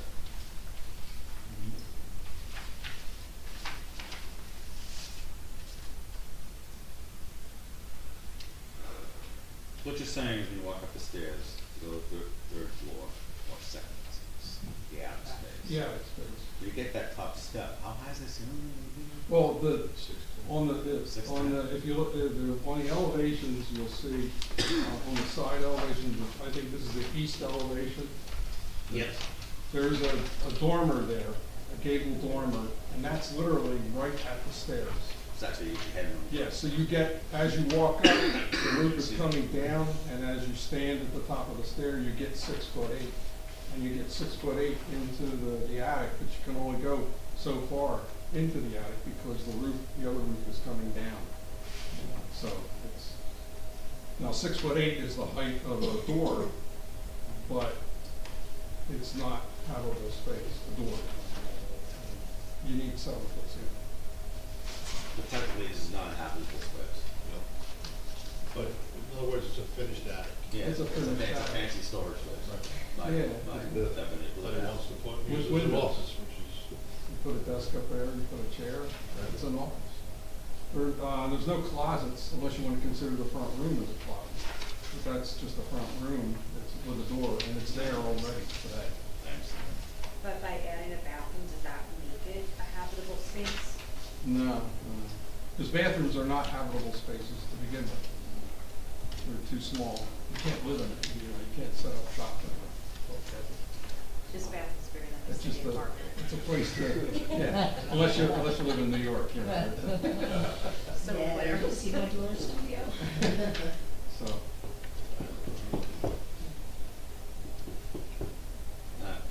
Come away from this a little different approach. was, and since it's a small lot and expanding the house, the weight of the house, you look out from the street, you see the dormer, but all in all, And if you, you know, if by perspective, way of looking at it, the human eye, that dormer, you will never even perceive it's there. let's set that. It's up high and it's in between two buildings, and you see the front of the house, but you will never see that dormer because as you stand on the street, all the way across the street, the other house is in the way. So you'll never see it. And same thing for the backyard. Right, so I think just to bring it back, you know, I went through our letter kind of quickly before, but they need a setback for the side yard of the patio, which is 3.3 feet. They need, on the west side. The west side, They need a setback, they need a variance for, no parking being proposed where 2 spaces are required. And it's an expansion of the existing nonconformity, but the height of the building is 30.57 feet, where the maximum height permitted is 30 feet, that's now. They're, raising the dormer a little bit to match that height, so they just need a variance to match the existing. I don't think that the dormer's raised to the height of the bridge. Okay, so that's probably. Construction standards, you know, it never would be at that. And All right. you know, just to add something to that, I believe I put an elevation for the height of the building, but that is an educated guess. That's not an accurate dimension. You did it from dimensions of material on the inside that figure. Yeah, and by the pitch of the roof, and that's where it came, and so like wherever the grade is, I think the grade drops from, because it's high in the back and drops to the front. So mean height of grade, I don't know what that is. So no height variance. No, so you're saying it's 30 foot 6, 7/8? Something like that, you know, and that could be, you know, that could be off by a foot. So it's really just the parking and the patio. And the shed. And the shed. Which is two variances for the shed, the height and the slope of the roof. And that can be resolved with the detail. of the Yeah, map. I don't know, they probably didn't submit it, but, documents have been created. We need to see that. The roof pitch is 5 and 12, it's not. 5 on 12. Yeah, it's a pit roof, so there's all both ways. So is the representation that the shed will not, that Yeah. the shed will meet the ordinance requirements? Yes, it's only an 8-foot high wall with a 5 and 12 roof that's got that maybe conditional? 3 feet Or- high, something like Less than, so it's less than 10 feet high. that. Yeah. Yeah, but it's conditional. But it's meeting the setback, Jeff? Yeah, they meet the setback. The only thing that doesn't meet the setback is the patio on the one side. And it's not de minimis. The platform in the back, even with that added in, they still don't need building coverage. So the last one affected the building coverage from this move this one. And then the parking in the front, no parking. So that's the variances that we need. Just to be clear, the height of the house does not require. So there's really 3 variances. One conditional, the shed is conditional right now, so we know exactly what it is. And they've, Agreed to make. they've said that they are not going to have any kitchenette in the basement. Correct. We have to define that fact as the sink and the counter is gone, it's just it's a industrial setting. Slop Yeah, setting. along with industrials. So, just moving back to the shed, I proposed the question that it's gonna meet the ordinance requirements. Yeah, and that it's gonna be, less than 10 feet high, and that the roof pitch is 5 on 12. So therefore, it wouldn't trigger it. So it's not needed variance. So there's already, No variance. you know what, is there anything we put in though to make sure that it does get picked up through review that says we don't have any plans for this? They should submit, the condition of approval, if approved, should include the submission of the details to show that the I shed. will state, if that's, if we decide, right, go ahead, if we have this application. Yeah. Okay. Yeah. it seemed like more complicated than it was. It seemed a strange way when we first looked at it. And it's turned out to be something really simple. Okay, any questions, please? I appreciate it. Let's take The architect. please. The architect. The architect. Okay. Seeing none, all right. And opens portion of the application to the public for questions to the architect. Seeing Mr. Kyan. Thomas J. Cohen, 612 Third Avenue. Mr. Reese, how big is the shed? I haven't heard dimensions for that. It's, with my eyes are good, 11 by 8. Okay. And It's 88 square feet. then is there a solid foundation under it, or? There's a slab. There's a slab. So On is that stone. been calculated into the impervious coverage? Yes. Okay, great. Thank you. Any other questions from the public? Seeing none, close this portion. Open this application up to the public for public comment. Mr. Cohen? Sure. Thomas J. Get sworn in. Yes, sir. Name and address. Thomas J. Cohen, 612 Third Avenue. You swear affirm to tell the truth, the whole truth, and nothing but the truth tonight, proceeding? Yes, I do. Thank you. I just am very puzzled about this kitchenette in the basement, sink in the basement. I would feel horrible for Mr. Papadakis to have a yucky commercial sink in his basement. We got permits for a full bathroom in the basement from the zoning office. We have beautiful cabinetry in the laundry room. We have a beautiful little mini bar. And we have a beautiful Moen 32-inch sink with a nice big handle. It's all very high design. The definition of a kitchen requires a stove. If there is no stove, it's not a kitchen. So I don't think he should be limited to his design standard by the board. It's, as long as there's not a stove, it's legal. So how can he not, have a man cave, a little mini bar, and say you can't have a kitchenette? I don't think it's the jurisdiction of this. I'm just I have no issue with the comment, just following I'm directly. under oath, so it's true. I mean, Yeah. the file can be pulled, Mr. Baker. Yeah, and we brought it up because it was in the zoning before. Right. Okay, so this came from the zoning officer. We were trying to push forward that individual's requirements, and that's how this came to light. Right, and I think that he has said, I would agree with Mr. Cohen, a sink is just a sink on its own, and I think the applicant has stated he is not having any kitchenette type stuff in there, which is, a stove, a hot plate, a dishwasher. He said he'll have an oven. He said there'll be none of that. So I think that his design aesthetic is, You think we're overreaching by saying the slab type only? I think Your that opinion? he's having a sink in the basement, Sinks to sinks to sink. Yeah. Holds water. Right. It's a sink. I mean, it sounds as though the use here in the basement may be somewhat different than what other people's uses are in the basements. So maybe this would help. There's been testimony there's not going to be a kitchen in the basement. Kitchens are not permitted. But would you be agreeable to have a condition approval that there will not be a kitchen installed in the basement? It would be agreeable with me, sir, yes. Yeah, and I think that clears up the confusion on the plan as it is. Great. Thank you very much, Mr. Chairman. Thank you. So we're back to having the sink with the counter, with the refrigerator, and a freezer.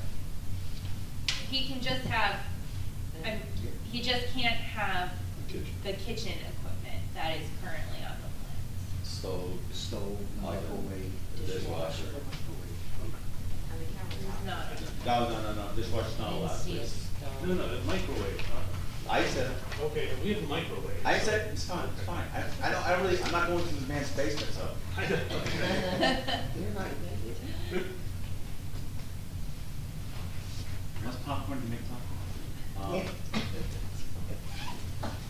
can just call it a dog washing station and we'll all be happy with it. Definitely won't go that. We can't do that. I can do that, actually. Now, any other And comments? there'll be no microwaves. Any other comments from the board on the applicant? Any other comments from the public on this? Yeah. Seeing none, close this portion.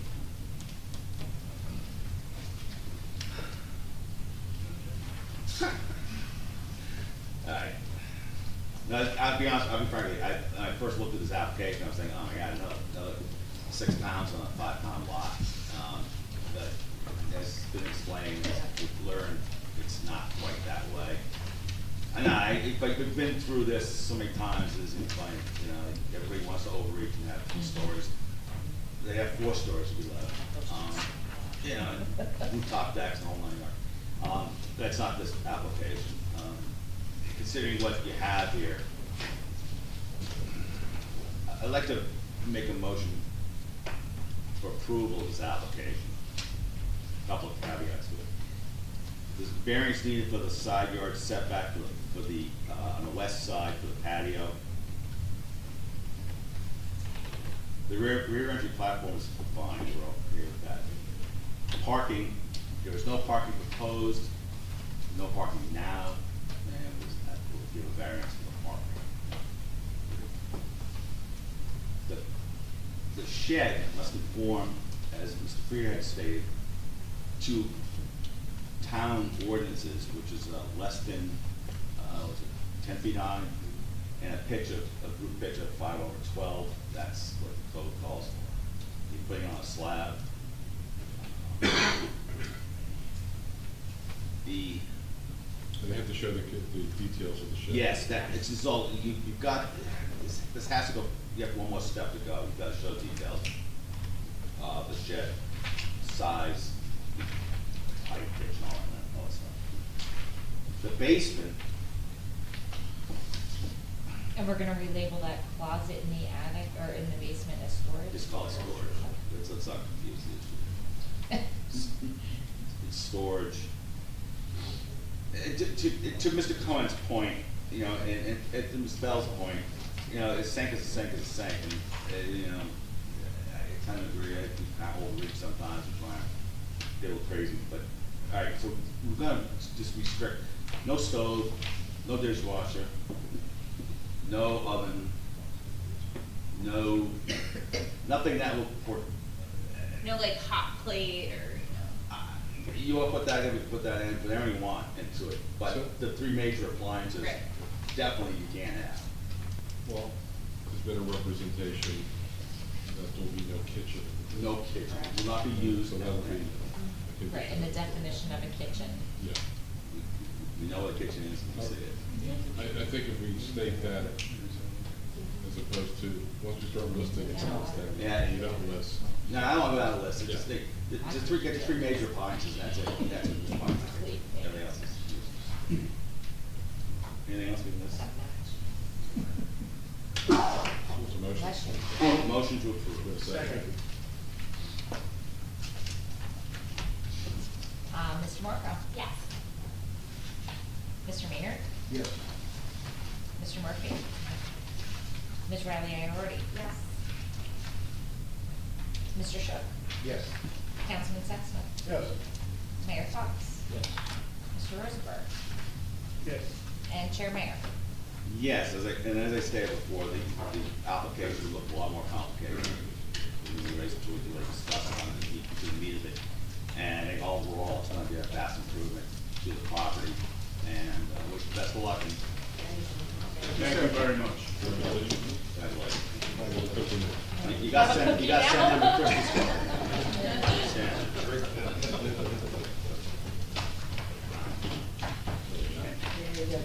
Thank you very much. I'm gonna propose a 5-minute break. Yeah, that's a good idea. Please.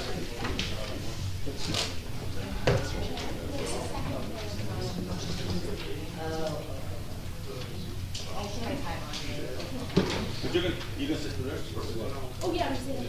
No, yeah. You can sit down.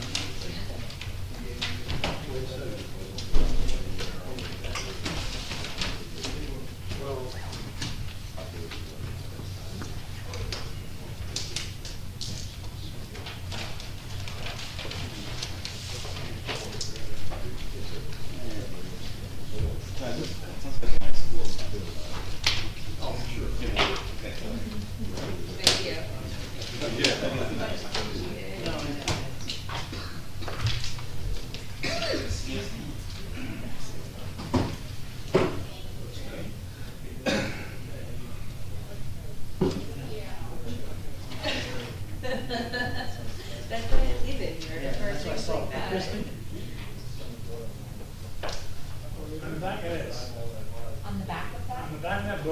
Yeah. They show a New Jersey land and zoning and land use administration.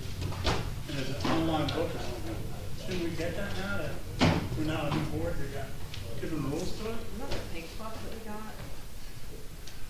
The online edition. Online or whatever it is. What do you need? Oh, this is actually Yes, the thick box book. You're not gonna read that. No, that's everything. What? That's what that is? I thought it's. I can get you the little cheat I think it's version, good. the updated cheat. Okay, for the board. I think that's important because. Yeah, to have the. And I'll even look something up. Yeah, I like that little book. It's great. Yeah, that's what I thought that was. No, that's that thing. That's the thing that It's a more. landmark. And it's our whole case law. list. No, I have. Water? Anybody? Oh, I have some. Oh, I'm all set. You got enough for us, like. Y'all think it's water. What? No, vodka, we know that. Like at 16 and then we're back. School's not good to be there.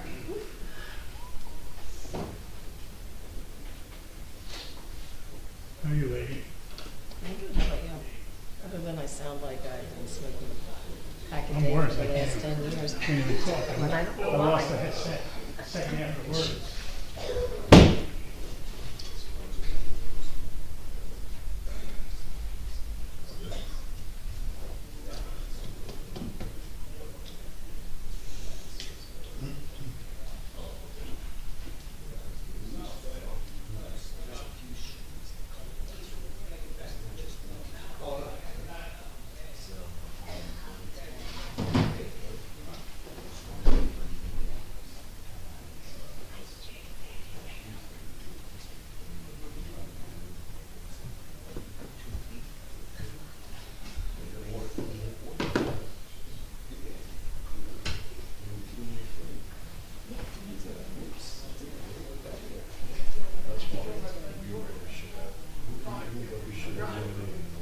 Jerry, I'm gonna talk about that. Got you.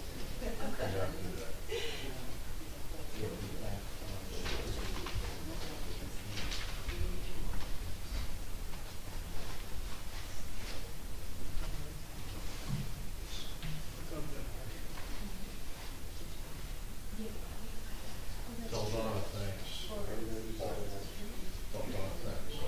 But she picked that up, that was the right thing to do.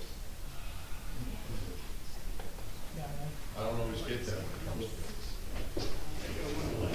The more and more I'm going to remember, I think, the interactions, the conversations, listen, it says what it says. Get your facilities. And like you were saying, practicality, you should be allowed certain things. She is good because she goes off of what it says. You know, we had the benefit of having that whole amount of money that we put away. Don't always get that. Nope, but where a process does its job. There you go.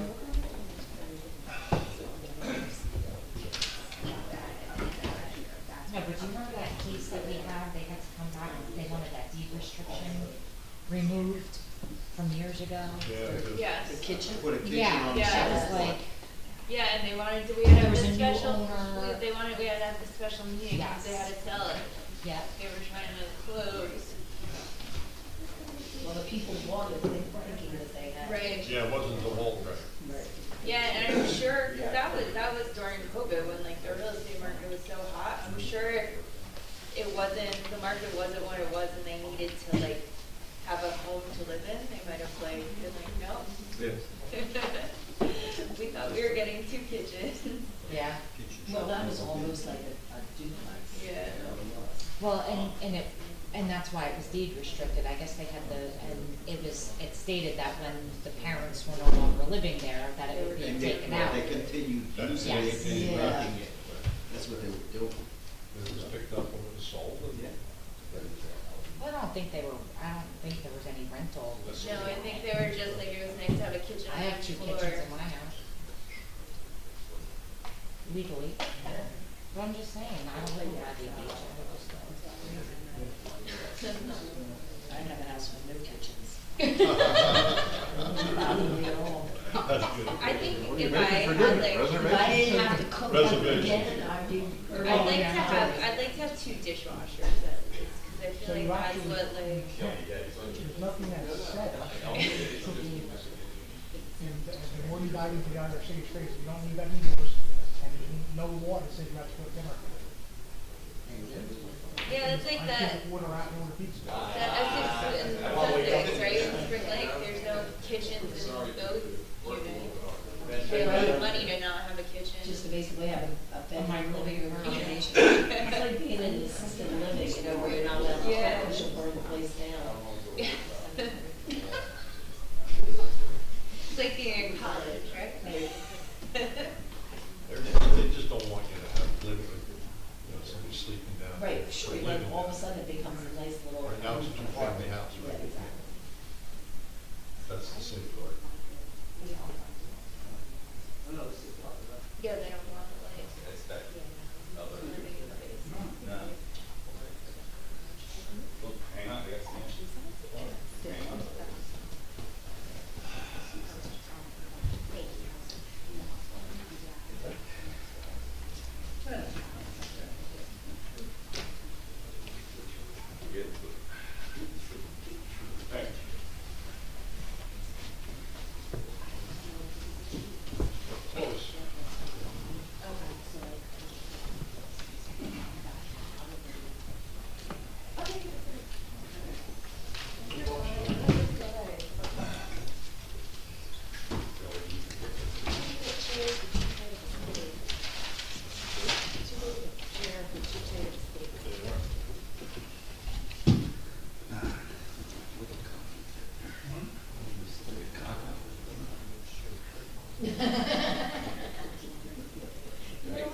I trust you, Bill. I think it's sound, By 9:30. sound observation.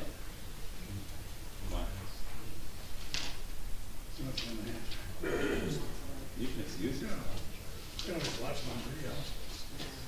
If you have to leave, you gotta leave. Come on, Mark, put some pep in your step. Well, It's so much fun to drag it out. Because there's no one else to see, right? It's just one census about technology. and consistency determination. That's it. This one just keep going on.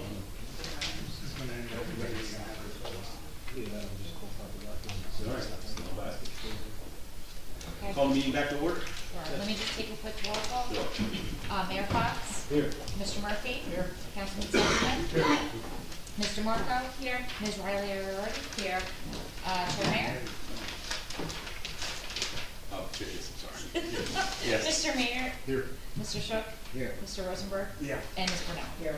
And our professionals are still with us. And Christine, I'm going to excuse myself for the rest of the meeting. I'm going to head out now. Okay. Okay. And Mark, stay out. Yep. Good. Yeah. My phone was on.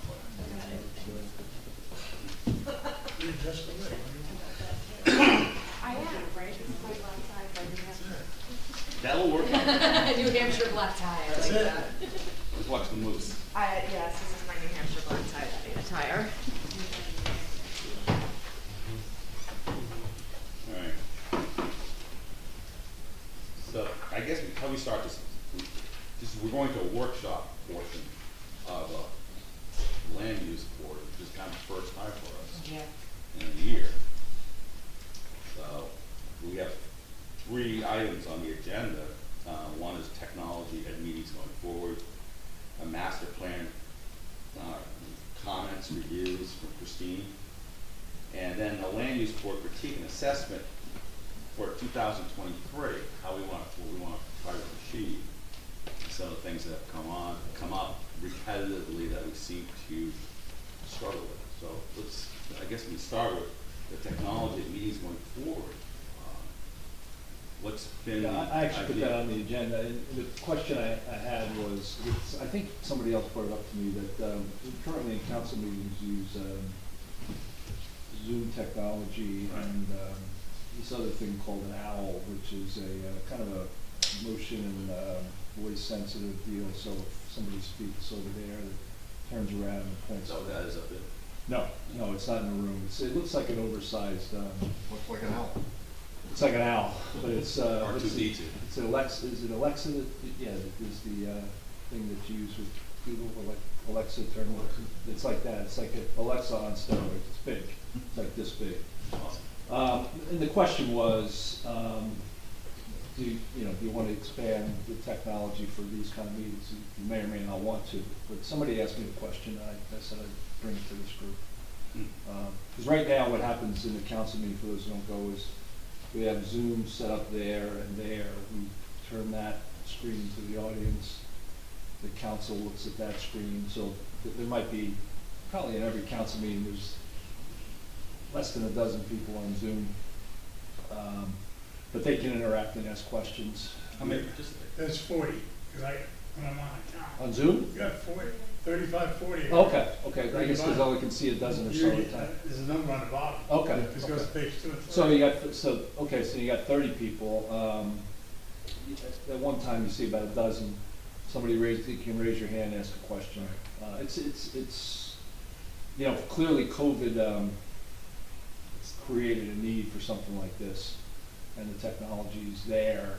We do use it for council meetings. It's reasonably effective. It's a lot better with the OWL because it's more interactive. Again, the OWL pivots around to who's speaking, so somebody can be speaking with the rostrum up there, and it'll turn around, and everybody can see that. And we still have that's the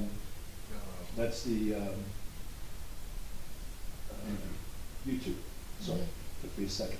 But that's live, right? That's a live feed, yeah. And that's what we still do the YouTube, the live stream. Yeah, so that may Going be, on right now? yeah, we're on right now. We've been, that's Yeah. that's what that little devil is back there, yeah. So smile, we're on camera. But it was just a question that somebody raised, and I said, we've got the technology, it's not an incremental cost. We've got the screen, we got the OWL. To me, it's 6 of one, half dozen the other, but it's probably more interest in a council meeting than a land use meeting. But Is it an expense to the town to operate and much money? not really. Well, a little bit. There's a little bit of it, but it's kind of a sunk cost. We have one of the front office people kind of sit in the back room and make sure everything's going okay during the council meeting. So we have to have somebody. I was gonna say, as far as I'm concerned, that would be my concern, because Yeah, at a no, it's a good council concern. meeting, you don't have exhibits being marked. At a council meeting, you Yeah. don't have people being sworn in. Yeah, I would not suggest that you would be that person. A public, Yeah. yeah, right, at a public meeting, if we bring in Zoom and we bring in all these, everyone has to have the opportunity to ask questions, and we miss somebody, that's a problem. Yeah. And I just know when we were doing Zoom, scrolling through 3 pages to see, because not everybody knows the button to raise their hand, or they're waving, so you're kind of trying to look around, and I don't think it's a good idea, but Has anybody expressed an interest in? No, I just got the question, and I said I would pose the question. My particular preference is not, but. I mean, I can't imagine how long these meetings could go on.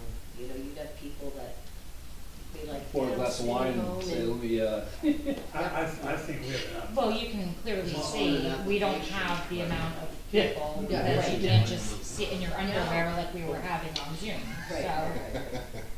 Or I guess- Personally, on an application, if you have something that you don't like, I think it should be brought up over here, in person. It's a good point. I'm a Line 5 guy. Well, I just think about how difficult the conversation on basement sinks would have been. We'd still be on it. Yes. Right, Yeah. because, the confusion around what the code says versus what the exhibit says, is it a kitchenette, is it closet, is it storage, it's just, I don't know. I think that would have been a long and painful conversation. So if anyone's interested, they could actually. You look on live feed, yeah. Yeah. If they're really interested, they can come. To me, the big distinction between what we do here and the council meeting is the fact you have people testify. Yeah. That's the big distinction. Well, the level of documentation, as Christie said, there's a lot more documentation. And even with that, Exhibits. we have a clerk kind of administering the meeting, and we still have somebody in the back room making sure everything's working. Because every now and again, the owl will burp, and there's gotta be somebody who hits the owl upside the head. What do you have, one or two people back there? What's that?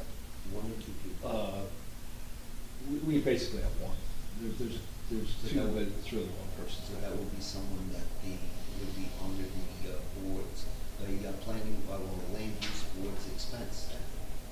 Yeah, it ultimately would be, yeah. So that would, Yeah. that would hurt our budget. Yeah. Yeah, that would be an additional expense for all the applicants. Any other towns, you guys who are doing it or not? No one's doing a hybrid meeting anymore that I, go to. There were some hybrid meetings for a time, and, they Sorry, death. were not, really the best way to interact, we found.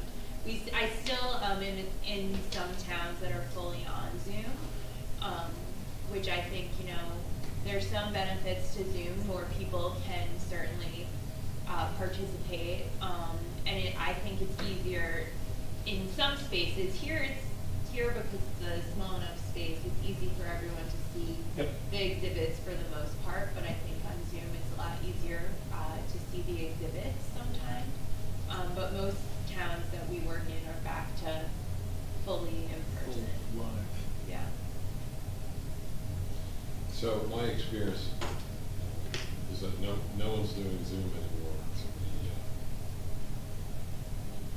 For planning boards, boards of adjustment. I have, the hybrid that you're speaking about, I am experienced on the borough attorney in Madison. And, so that's the only area where there's a hybrid meeting, and I think the distinction is there's no exhibits, there's no testimony, but also the rule with that is that the live portion of the meeting satisfies the Open Public Meeting Act. So if there's an issue with the Zoom, the meeting goes on. You've elected to attend the meeting that way, and if the technology goes out for that, the meeting goes on. I think that would be much harder to have control over that than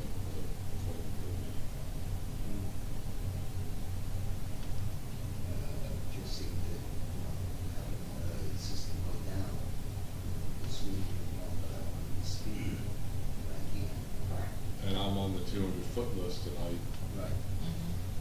I came here, I'm attending the meeting due to Zoom here and the technologies there. So that would create a major issue then. Lawsuit waiting to happen. Sounds like something confusing. Yeah, I think right now it's fine. Anybody can watch it if they want. Yep. And they can complain like a, Which I think- complain. That's a great service to have it, it's essentially live stream. I don't know anywhere else that does that. Neptune. How many people, do You you know don't how many even know. people are watching that? I don't. Is there any way to find that out? But it's not, we don't have a YouTube channel, but it's, town hall live streams. Okay. And it's a service that they pay for, and we have cameras and audio, and it's, the audio that we get off of those is better than the recordings. But we do have a camera in the back of the room, so it's mainly just the dais that you see. I'm really- You can't see the exhibits. I'm really talking about the YouTube one.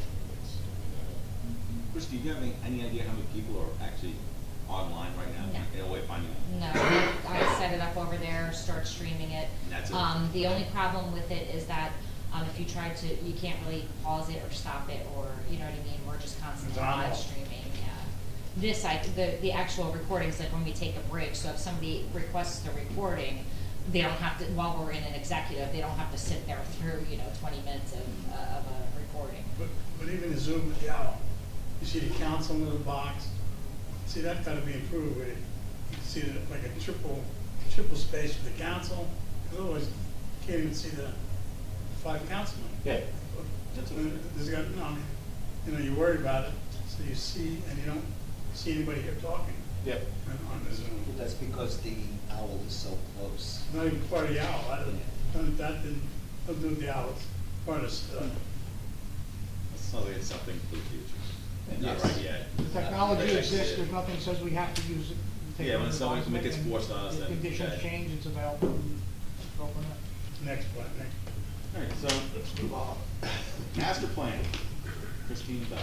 So, the mayor asked me to kind of, provide you guys with some, I guess, information on, the status of your master plan, plan elements, things like that. So, the master plan is required to be re-examined at least, once every 10 years.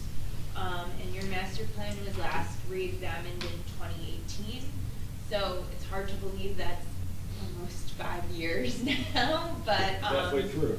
yeah, it's still valid for another 5 years unless there was something, you felt, you wanted to reopen it up and, look at it. You're certainly more than welcome to re-examine it or, have a new master plan less than every 10 years, but it has to be at least once every 10 years. Just a few other things. You do have, at the end of last year, you adopted the economic development plan element. In 2019, you adopted a municipal public access plan element. You also have a recreation, open space, and conservation element that has been adopted. Currently, my office, Jen Beam, is working on the housing plan element, which will help you meet your affordable housing obligations and be compliant with the state's affordable housing program. As part of the strategic planning committee in 21, we developed a draft green building and sustainability plan element, but that never got adopted. That never got finalized. I think we were planning on getting some input from the Environmental Commission, and don't know what happened there. But we have a draft that is now almost 2 years old of a green building and sustainability plan element. And we also developed some draft design guidelines in that planning committee that have never been adopted either. The mayor also asked me to talk about the land use plan element. So kind of, I'll step back for a minute. The municipal land use law requires you to, adopt a master plan that includes a statement of objectives, principles, assumptions, policies, and standards about the municipality. The only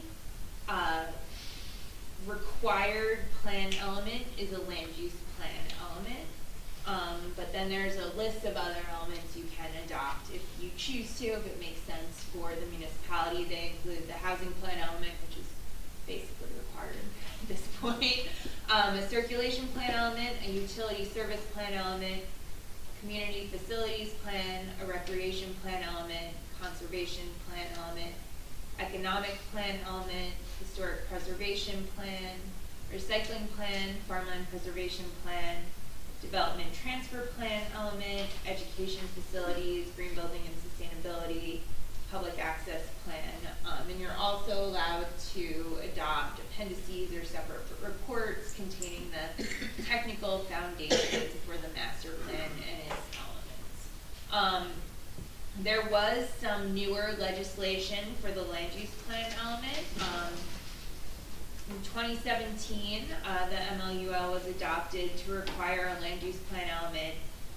Any that's adopted after that time, any that's reopened, re-examined, needs to include a statement of strategy concerning smart growth, which considers the potential location of for the installation of EV charging stations, storm resiliency with respect to energy supply, flood-prone areas, and environmental infrastructure, environmental sustainability, and showing a map showing the existing and proposed location of public electric vehicle charging infrastructure, And then, in 2021, the MLUL was updated further that any land use plan element adopted after that day, so opened up, re-examined, newly adopted, includes a climate change related hazard vulnerability assessment, which will analyze current and future threats to and vulnerabilities of the municipality associated with climate change related natural hazards, including but not limited to increased temperatures, drought, flooding, hurricanes, and sea level rise, to include a build-out analysis of future residential, commercial, industrial, and other development in the municipality, and an assessment of the threats and vulnerabilities identified from those natural hazards, to identify critical facilities, utilities, roadways, and other infrastructure that is necessary for evacuation purposes and for sustaining the quality of life during a natural disaster, to analyze the potential impact of natural hazards on all relevant components and elements of the master plan, and to provide strategies and design standards that may be implemented to reduce or avoid risks associated with natural hazards, to include a specific policy statement on the consistency, coordination, and integration of the climate change related hazard vulnerability assessment with any existing or proposed natural hazard mitigation plan, floodplain management plan, comprehensive emergency management plan, emergency response plan, post-disaster recovery plan, or capital improvement plan, and to rely on the most natural hazard projections and best available science provided by the NJDEP. So that is kind of a lot of new information that needs to be included in a land use plan element. Now, I know, Bradley Beach would certainly be impacted by A number of these things. a number of the natural hazards mentioned in the plan. So this is not a small undertaking, but in Bradley Beach, I don't think it would be a massive undertaking either. You have a lot of great plans already that you can kind of build off of. The Monmouth County Hazard Mitigation Plan was just updated, which has a lot of pertinent information in it. And I think you've had a lot of other studies and things done in town that would be helpful for this. So that is something that, you're not required to do unless you decide to open up the land use element, but I think there might have been some interest just because of, the impacts natural hazards would have on Bradley Beach. So that's kind of just the background information on all the master plan stuff. If there was any master plan element or something you were interested in, I will say tonight, we were talking about mapping all of the underground streams in the borough, and I think that could certainly be considered a report that, could be adopted as part of the master plan. So it would be under the ownership of this board, and then that's something you could direct, applicants to, property owners to, and the borough would have as a reference. So anything like that is something, and ultimately the master plan belongs to the planning board, right? It's kind of their document. It's the vision for what you would like Bradley Beach to be like going forward. Kind of an inventory of what's there now. So ultimately, what plan elements or what you choose to adopt is your decision. The laundry list of stuff that you read out related to the land use element. Yeah. I just read it because there's It's a no lot. summarizing that. I'm not asking for specifics on that, but that list of topics that you read through, when we have to do the re-examination in 5 years, that will all be included in it? So if you just do like a quick and dirty re-exam, you don't need to include that, but if you have any recommendations for the land use element, any changes you want to make, then you have to. The floodgates are open. Yeah, then you have to do all of that. Personally, I think the mapping of the underground streams would be very according to all the residents and everybody else. The issue with those are, we don't really know the limits. No. Right. We know the hot spots though.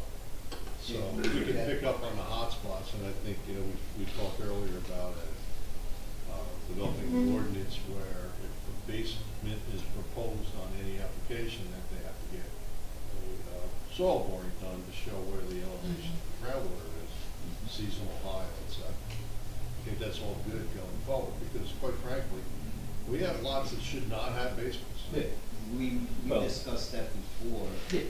And, anything under 5,000 square feet, we shouldn't be allowing, what do you call it, a basement unless they can produce a water table that shows us that, yes, a basement will be able to fit in there because of the water table. But, you know, without a water table, a lot under 5,000, I don't think they could hold any water, you know, from rain or anything else like that. Having done quite a bit of hazard mitigation stuff in the past, more so with steep slopes and geography or moving stuff, the sooner and earlier you can capture stuff like underground streams, at least document it and put it into a living document rather than into just a stagnant report at this date, this time, this was this condition. If it becomes a living document, the more you capture stuff, the better off you are to pull it in, keep control on it, and narrow it down. And obviously, nobody's going to be able to go out there tomorrow and say, this is where the streams exactly are. We're talking underground physics and hydraulics of water is going to change, but at least they do create a captured history on it to hopefully kind of stay. And Bradley Beach is, Bradley Beach participates in the community grading system. And you get points in that program for like local mapping of flood hazards above, you know, FEMA's mapping. So that might be, you know, I don't know if you're looking for any extra points these days, it could be. Always looking for extra points, right? Oh, yeah.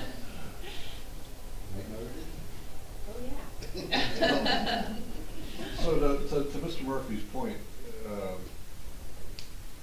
we do an initial report mapping out these underground streams, but every time an application comes forward, we add to it with the new information. That's sort of what you're talking about, right? Or as issues come up. Yeah. We now start seeing basements on code enforcement, private maintenance sides, we now have flooding issues here, some pump issues over here, and we kind of just track where the water's going. If it's So moving do you, direction. this living document, do you build off of the initial report that goes into the back of the master Yeah, and plan, so- and you maintain this database someplace, you No, know? I do it all through the master plan. So some towns, some places, you know, like you can see a master plan or a land use element that's updated every year for like, you know, 10 years in a row, because as things change, they want to update it so the plan kind of aligns with what they're doing. So this is certain, just because, you know, you have to re-examine the master plan every 10 years doesn't mean you can't update things more frequently. And your hazard mitigation stuff changes annually, seasonally. Right. Yeah, I'm just trying to understand the mechanism that what you're talking about works with. Yeah. How do you go about starting to map these? Well, so Jerry's you would got have a rough idea. to authorize us to Well, do that. No, I don't know if this board would do that. Someone Probably had the to. borough. No, I mean, how would the process? That would go from the mayor and council? They would ask the engineer or whomever to Yeah. provide a proposal to produce. And how's the something. physical job done? Maybe I- Physically, you'd have to rely on old data, you'd have to go around and talk to people. You know, the advantage to having a person like Harvey on the board with his experience and knowledge is he picked that up right away. If he wasn't here tonight, we may not have picked that up as quickly as we did, and I got to it eventually, it would have been too late. But I would envision, because it seems like, you know, a lot of the data, at least at the beginning, would be coming from a variety of different sources, right? We would have a map that would show where these streams are, and then also kind of like the metadata, right? We would have a description of where all the data came from, just so it could be corrected or updated as needed, and people knew it wasn't just someone drew something. It's a never-ending Yeah. document. It's a never-ending document. It's Right. always corrected. you'd wanna pick up the more severe areas first. First, yeah, but I mean, but it's. Right, so I think South it could End be, of it town. could be something that, you know, you try to get it done 700 block of Madison. at kind of a base, right? And then it's just something that you update once a year, twice a year, something, you know, you have to Say look maybe at. a suggestion of the sample before they dig, or, you know, and all of a sudden we find it, you know. It's gotta be an ongoing process. Right, I don't think that you would want just like, unless it was like online, right, very easy to update, I don't think No, it's- that you would want to, be doing it, like, you would keep the data, right, but you would Once a year. update, yeah. That's what I meant. you know. Yeah, you wouldn't be updating it every month. Right. And DPW probably has knowledge of certain areas. I mean, it's- Different board members would, code and construction would, engineering would, and just general people we know who have sump pumps. They never stop. That run Don't 24/7. Well, yeah, we just completed a project in the south part of town last year. It was, I mean, we either had ice skating rinks in the winter or mosquito, I'm a great example of that, Summer. and Jerry, we cured it, I mean, that thing runs We did. 80% of the time. You have, Second Avenue, there's, Fifth Avenue on the 100 block.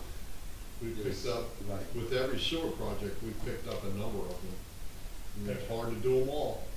Buried lines. It's hard to find them all, Yeah, but we've done the best we can when we know they're there. no, but significant improvements on the south part of town Yeah. because, It's a they were so evident. It was Oh, yeah, just- it was closer just- to the lake you got, the higher the groundwater is, lower the grade is. And then there again, you know, I mean, some of these pumps that are running 24/7, it's because the homeowner decided he wants a 9-foot ceiling and said, you know what, I'm gonna hit the water table and I'll just keep the pumps running. Right, and your zoning officer has no way to prevent that. So if we can get an ordinance in, I think it was brought up, in public comment by, Mr. Cohen, and then we talked about it. If you're requesting a basement, you have to I think provide it's a something seasonal we should height. definitely consider putting together. Yeah. Especially, you know, with a lot of these homes that are going to the, construction, the zoning officer, and it doesn't come to us because they don't Yeah. need a variance. Well- They're putting in a basement Yeah. on the, undersized lot and. Well, the first applicant tonight, I could see the look on her face like, where the hell did this come from? And that's because we don't collectively have a good knowledge of that, and, you know, doing this would help us with that. So, but I think maybe a letter to the council from this board saying we'd like to fund some level of, bless you, fund that, you know, and don't go crazy with it, but, you know, get started. Get an We can work ordinance. with the planning, planner to do that. Start with roast map. Yeah, start with, but there's a lot of tribal knowledge in town, you know, people like Harvey that have been around forever, as Joey said, that we can start moving this forward and getting a grip on it. Yeah, even if it is just kind of like Start a off- rough, say this is the area Start we off think with it the is. 2020 owners problem. You got construction down every block, so. Yeah. Whichever one. But regardless of the map and all of that, you can still get the ordinance in We place. need so an that ordinance our in zoning place. officer The can ordinance, the enforce it. RFPs, go out and No, do we a need, study. we need an ordinance to be put in place so that any application that goes to the zoning officer that doesn't need a variance, at least on an undersized lot, they will, say, oops, sorry, you cannot have a basement. What does it Because you're matter if on it's an undersized or lot. not? It doesn't. Well, it can't hold the water. Well, If if you're tapping into groundwater, I don't care if you have a 10,000 square foot lot. Yeah, but it's, you could absorb the water more than they, you know. But then you should still be flagged for a variance to come back to the board to get approval. of that. Yeah, That's so there's where a we process come we back gotta to put in us. place. Right, and then we could look at I the don't water think the lot, table and I don't think everything we should else. put the lot, we shouldn't put the lot size. I mean, it's No, just. no lot size. Yeah, maybe we could, I don't know, Christine, we could frame like a request to the council, I think. You could certainly do that. Yeah, I mean. Yeah, I mean, have to come from the council or kind of come so from? Well, we have to authorize so the the because planning, from the study. so the planning board writes master plans. In the master plan, you know, you make recommendations for ordinances, things like that. The actual ordinance. But the ordinance has to come from the Yeah. council. Yeah. So I think, you know, something you want done early next year, I certainly think the board could write a memo to the council Yeah, saying. so one of the things that, since we're a combined board now, we take on some of the characteristics of the Board of Adjustment. And what the Board of Adjustment has the authority to do, we have that authority. Beginning of the year, we can send a report to council. Yep.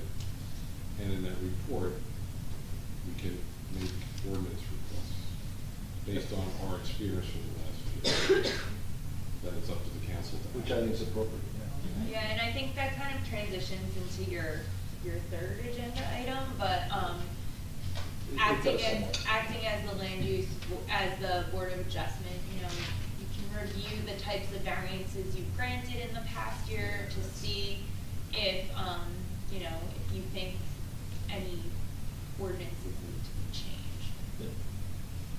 Yeah, what struck me, and it was helpful, I was gonna ask you, could you repeat all those things? Do you want to just read it? No.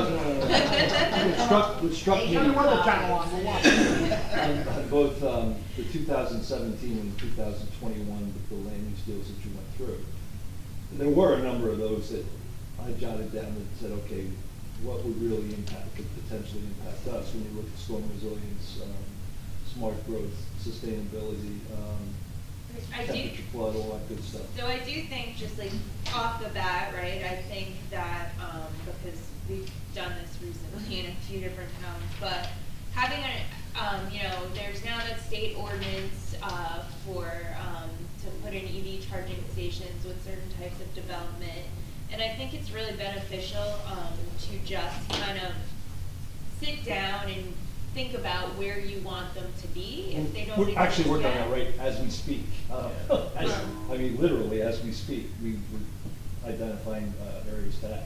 Yeah, but I think that, so I think that is a beneficial thing to have as, you know, EVs become more popular and as more EV stations, there's the potential for them to be put in. So I think that map is easy, or not easy, but I think Well, a no, we're good working thing with to have. Green Spot to do that. We are, I mean, literally, it's very timely. A lot of the, like I said, a lot of the natural hazard information can be found in the county hazard mitigation plan, which was recently updated. So it's really just, you know, narrowing that down into Bradley Beach and what's relevant for Bradley Beach, how that impacts, and it's good to know, you know, so it's kind of like making a municipal hazard mitigation plan in the land use plan element, knowing, you know, what critical facilities, what infrastructure, what roads would be impacted. I think the build-out analysis would be much simpler in Bradley Beach than it is in a lot of the other towns Yeah, we're not that how, we work yeah, in. how we're- But that's also beneficial to see, you know, like what could be built in high-risk areas.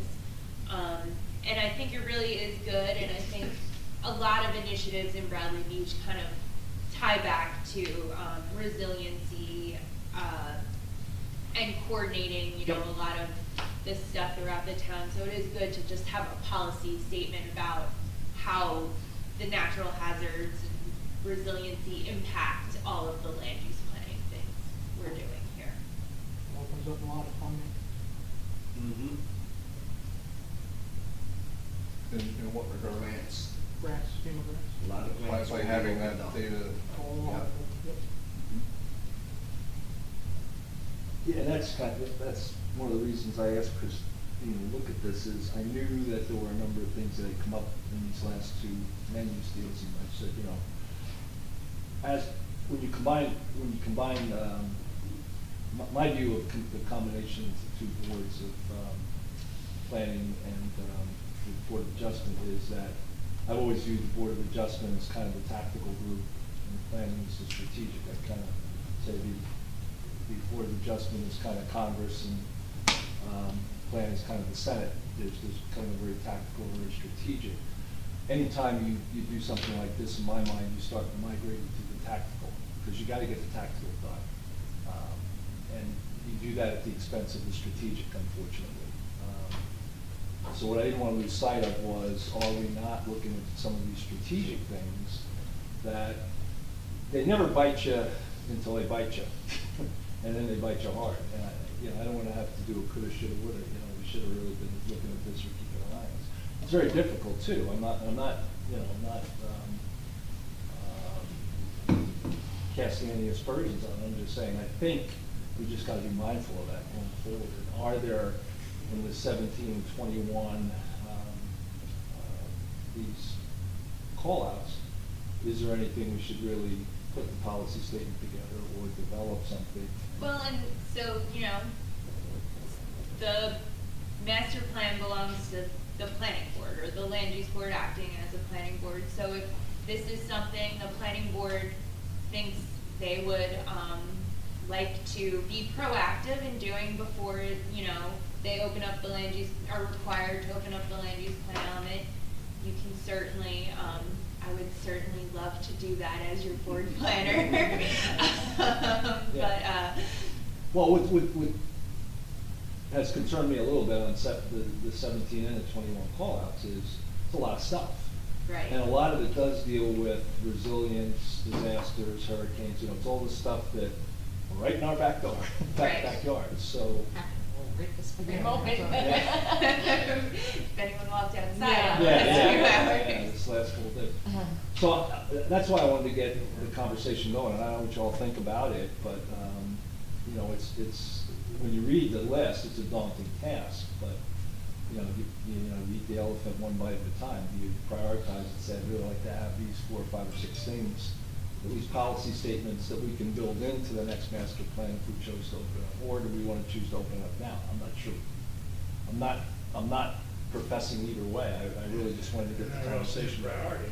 I'm Which sorry? one do we, of the 10 and 12? Well, no, that's one. That all has to be done at the same time. But, that's also, in a camp rock. No. The 17 and the 21, you have to do the Right. 2017, which is a half dozen things, and the 21's a half dozen things. Yeah. Right. So it Also, all needs to be once you start, done. Right. 1 to 6, or 1 to 1. So in 5 years, there could be a 2017, a 2021, and a 2023 that they say incorporate in your next master plan. So when we get to 2000, whatever it is, 25. So if it was adopted in 2018, you have till 20. With all those things that are done for the 18, and then you gotta do it again.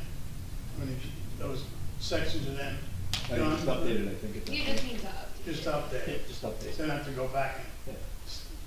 Is this typical, like the level of call-outs that they're doing? I mean, you guys would have the experience with that.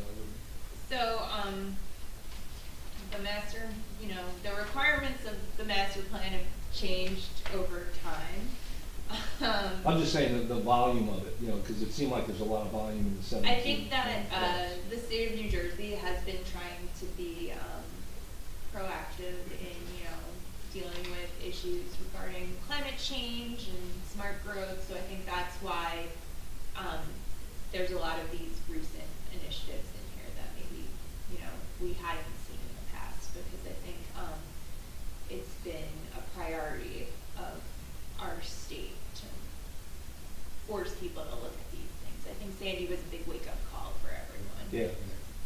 Well, just to give you a heads up, with the OEM, right, a lot of those issues that you brought up are being discussed. Right, they're so We're the. already discussing it and looking proactively what we could do to prevent any issues. Right, so the Monmouth County Hazard Mitigation Plan, which Bradley Beach participates in, there's a Bradley Beach section has a lot of kind of, at least the background information.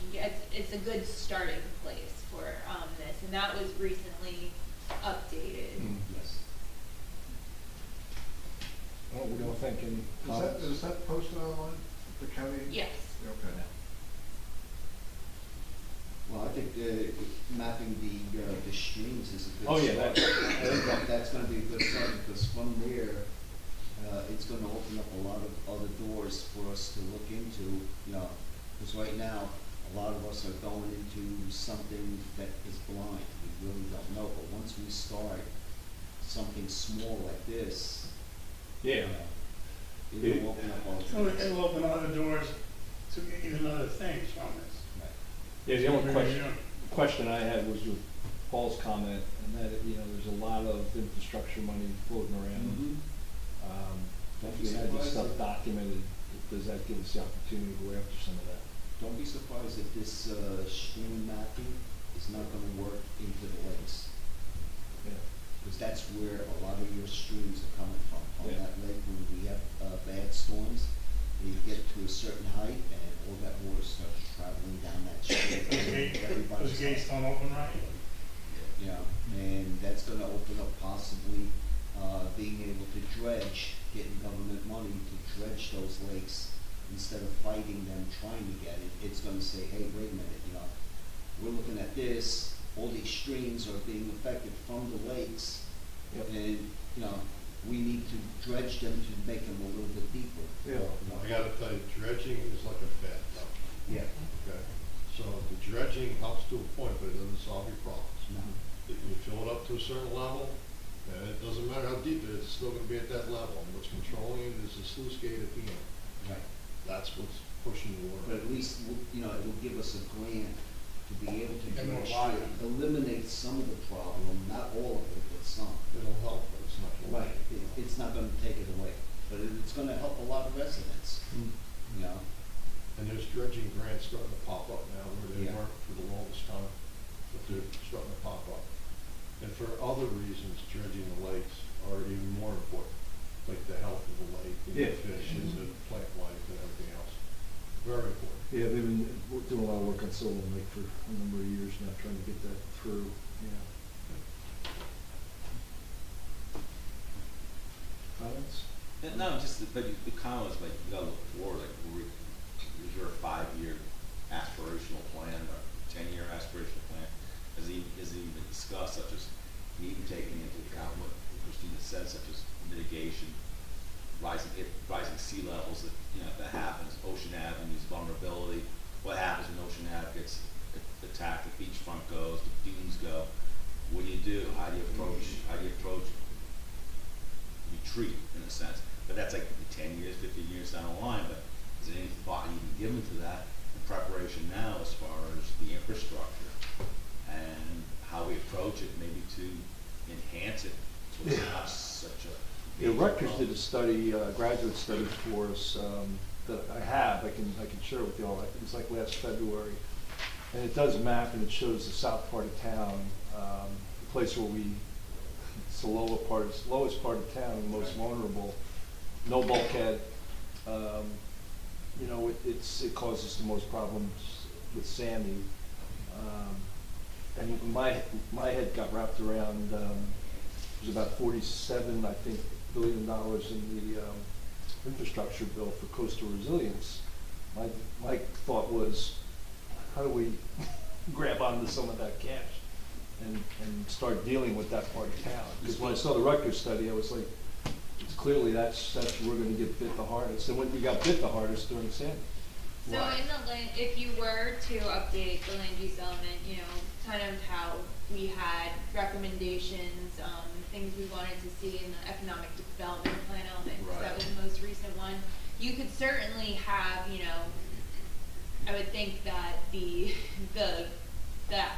hazard mitigation action items in the hazard mitigation plan would be good ones to include, Bradley Beach's specific items, but then you could talk about things that maybe aren't, you know, didn't make the hazard mitigation plan, like your recommendations for how to make Bradley Beach more resilient that aren't like a hazard mitigation action item. So you certainly, this could be a place where you're planning for better infrastructure or, you know, whatever you want in the future. They showed those dunes on TV tonight, 10 feet down South Jersey. What do they do there? South Jersey's it's a whole different. You would think it's the same as here, but it's like in Barnegat, you know. They're in a low-lying, they're in a high-risk area when you look at sea level, and there's some studies. We're in a kind of a middle range risk area, so we're very fortunate from that perspective. The dunes help. Yeah, and they help. This area of Monmouth County is very fortunate in that it's built up a little, not built up, but The elevation's a the little higher. ground itself, the elevation is a little bit higher, and you're attached to the mainland, right? Like, you're not a barrier island or spit, like, further south. Well, or also, our protection is not that berm that's on our beach. No. Our protection is the bulkhead at the end of the promenade. Right. That's what's protecting us. That's it. To the point made earlier, and I know there was some council and mayor discussion from years ago about, extending the bulkhead in the south end. Definitely a worthwhile project for the borough, but you're talking millions of dollars. And you also need DEP approval and maybe even FEMA, because their DEP is gonna wanna kick you to the higher authority before they allow that. Yeah. So, and what's down there? Your sanitary sewer pump station. Yeah. If you wanna protect anything, that's where you wanna start first. Yeah, and I've had a conversation with the Avon mayor on this, and he was very willing to talk about if we did consider a bulkhead extension up through almost Norwood Avenue, because they got killed on that part of town. It's a low end of their town and low end of our town, and they got killed on that side too. So there's, there's some, maybe that's an area we look at, and in the context of grant and, assessing these dollars, or accessing these dollars. Because you might just get you never know, as far as Trump said, what's in that box of chocolates. You might be able to get something. I would just highly encourage the Environmental Commission's involvement. There's a wealth of knowledge and talent on that commission. These are folks who work in this industry, who do this for a living, and I would just highly recommend, just passing things through them and getting some input. And a lot of my knowledge is from them, mainly talking with John Weber and some others. I'm just saying, so what she's saying is absolutely correct. Right. Well, that point on sustainability, the report that was done and not getting that kind of incorporated. Yeah. How do we do that? So that is something that, the draft we have is, it was, I think, like 75% done, 90%, because we were waiting. I don't know, TJ, if you remember, we were waiting. We needed input from the Environmental Commission, and I don't know what happened. But that's certainly something that, I have saved on my computer. We could meet with them in early next year and get the ball going on that. Because that's one big chunk, and that might help us from any number of areas. Okay. Would we be meeting them as a board or No. as individuals? So I would probably meet with them, and then similar to like with the economic development plan, Okay. bring them to you. With the mayor and the council, or just you? I think that would be up to. You gotta bring it back here first. Yeah, it has to come, so probably one or two people from this board could go if they wanted to. Our meetings are currently on Zoom, so we make it very easy for I think Meredith, you're currently the environmental liaison, right? I don't know if that'll change in the new year or what. Yeah, it's gonna move around a little. It's gonna move around a little bit. I can definitely connect you. I'll still have the contacts. I'm not gonna be too radical with the change. Okay. So yeah, so that's something we can plan to do, get that moving. So we can move on that and the mapping simultaneously. Yeah, I think we should And do the both. ordinance. And the ordinance, so. Yeah. There's three good chunks of stuff. Yeah, and then I don't know, if you guys wanna talk about it, think about it, the land use element, cause that would be a little bit bigger, but we could bring that up again in January. if you wanted to I think talk we about should do it, let's get started on one section, get it going, because we start, goes this big, Yeah. and Yeah. then pieces Okay. get finished. I think we try to go for the highest leverage points. What are the highest things what could get us the most leverage? There's a couple of things. I think the water table deal would do that. Right. My concern around coastal resiliency is I continue to have that, so, maybe some things there, but I don't think we need to. Let's concentrate on them. Yeah. When we get that well under control, take another one, let it grow that way. Yeah, so Whatever that's happens. something that, we could think about by like mid-year next year. Yeah. Like Christine said, she's got Throw all 12 in front of us, 75% of we're it gonna already go. done. No, that's the green building That's the green building, sustainability plan sustainability. of it.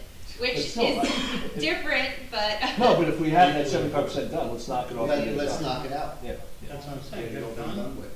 get another one, get another one. Yep. And I just want to throw this out there too, Bradley Beach just got recertified as a sustainable Jersey town, and there are grants, from $2,000 to $10,000. We have to apply by mid-February, but specifically it can be used towards actions of sustainable Jersey, and a lot of what we're talking about right now are actions of sustainable Jersey. So if there was a, study, and if we needed to hire a professional, there's money out there, it's just a quick turnaround.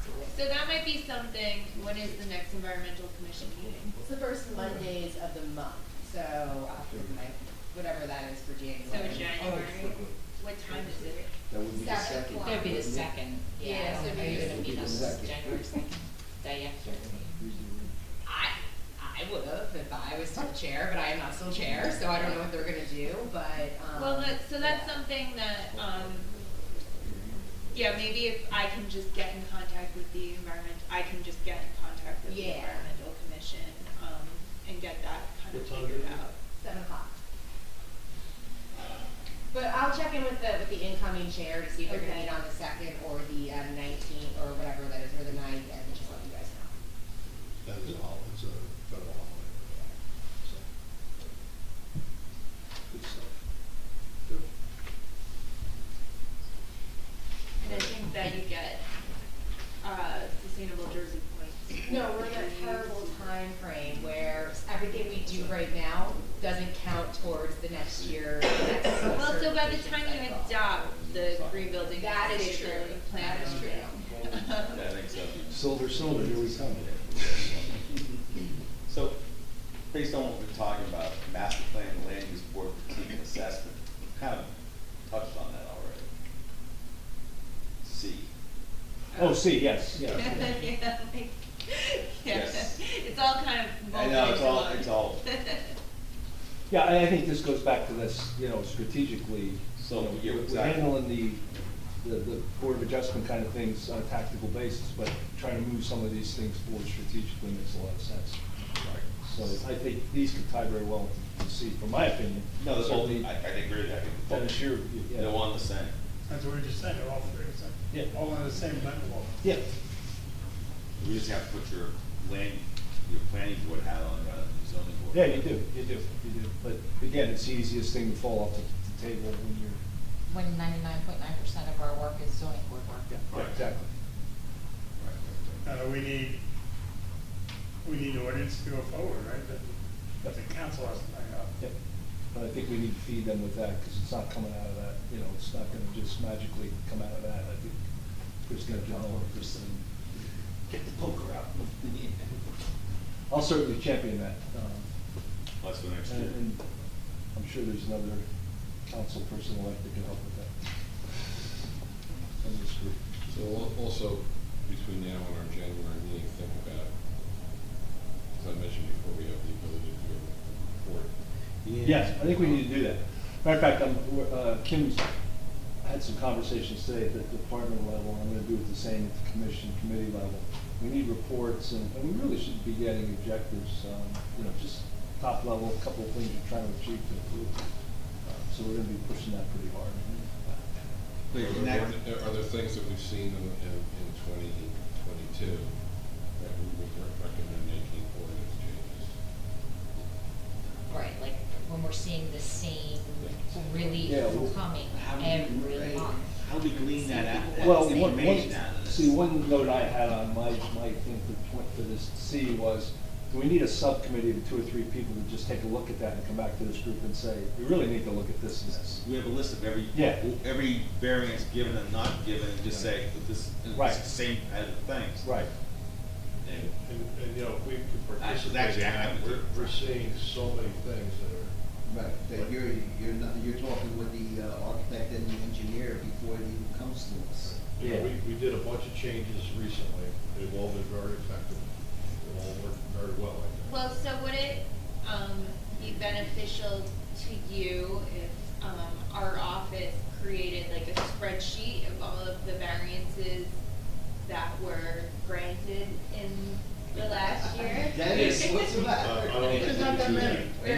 Or asked for, or as much as we could, you know, how many side yards there I were. think we can provide a summary of it. I don't think I can provide you an accurate list of it. The summary would be great. Well, I mean, it's hard to, because I was trying to, I think the best way to do it would probably be off of the actual resolutions, because sometimes you'll have a variance listed in your report, and unless you compare it to the, sometimes they'll eliminate it through testimony. Right. Do you know what I mean? Yeah. So, or the plan evolves and Or- changes, and they or end we up make with one changes variance and it- versus Right. 7. Or, so I think we're probably better off going by the actual resolutions as to what was actually granted. Outside of the side yard setback, front yard setback, that's probably 40 to 50% of our ordinance that better be broken. Yeah. And lot coverage. And Lot HVAC. coverage. So Yeah, then we you worry had, about the there other was like 40%. 2 months when all we had were HVAC air units. conditioners. Air conditioners. Yeah, so that's something we can, you know, we'll put together some type of summary for you. That this rear entry thing too now, you see it came up twice tonight. Yeah. That's We've had that before. of the ordinance changes we just We recently had the did. last 2 times. What is we the went issue? that. It's being defined as a deck? Or what is the issue with Yeah. it? First off, you can't have steps coming right out of the house. Right, So you have to by have- code. you have a landing. Okay. That landing is when we got stuck and hung up with the application on Evergreen Avenue. Because it was. When everybody was complaining about, you know, whether it was a deck or a landing. And there aren't, Right? yeah. And it was initially a landing for the entry, but it was on the second floor, because they had reverse living and they had Correct. the living space on the top, second floor. So now it was perceived as a deck. And then afterwards, they came back after they got certain approvals for a deck, which would have made the landing, which was say 4x4, now 4x4 plus whatever the deck was gonna be. And that's what drove everybody crazy. They didn't want a second story deck overlooking all the back units. Yeah. And that, I think, was corrected with all the definitions that We were able to correct it. Yeah. we corrected all But that. for the longest time, we were Right. running the shotgun, trying to get people to take them and move them out, And- eliminate them. But so now what's the issue now?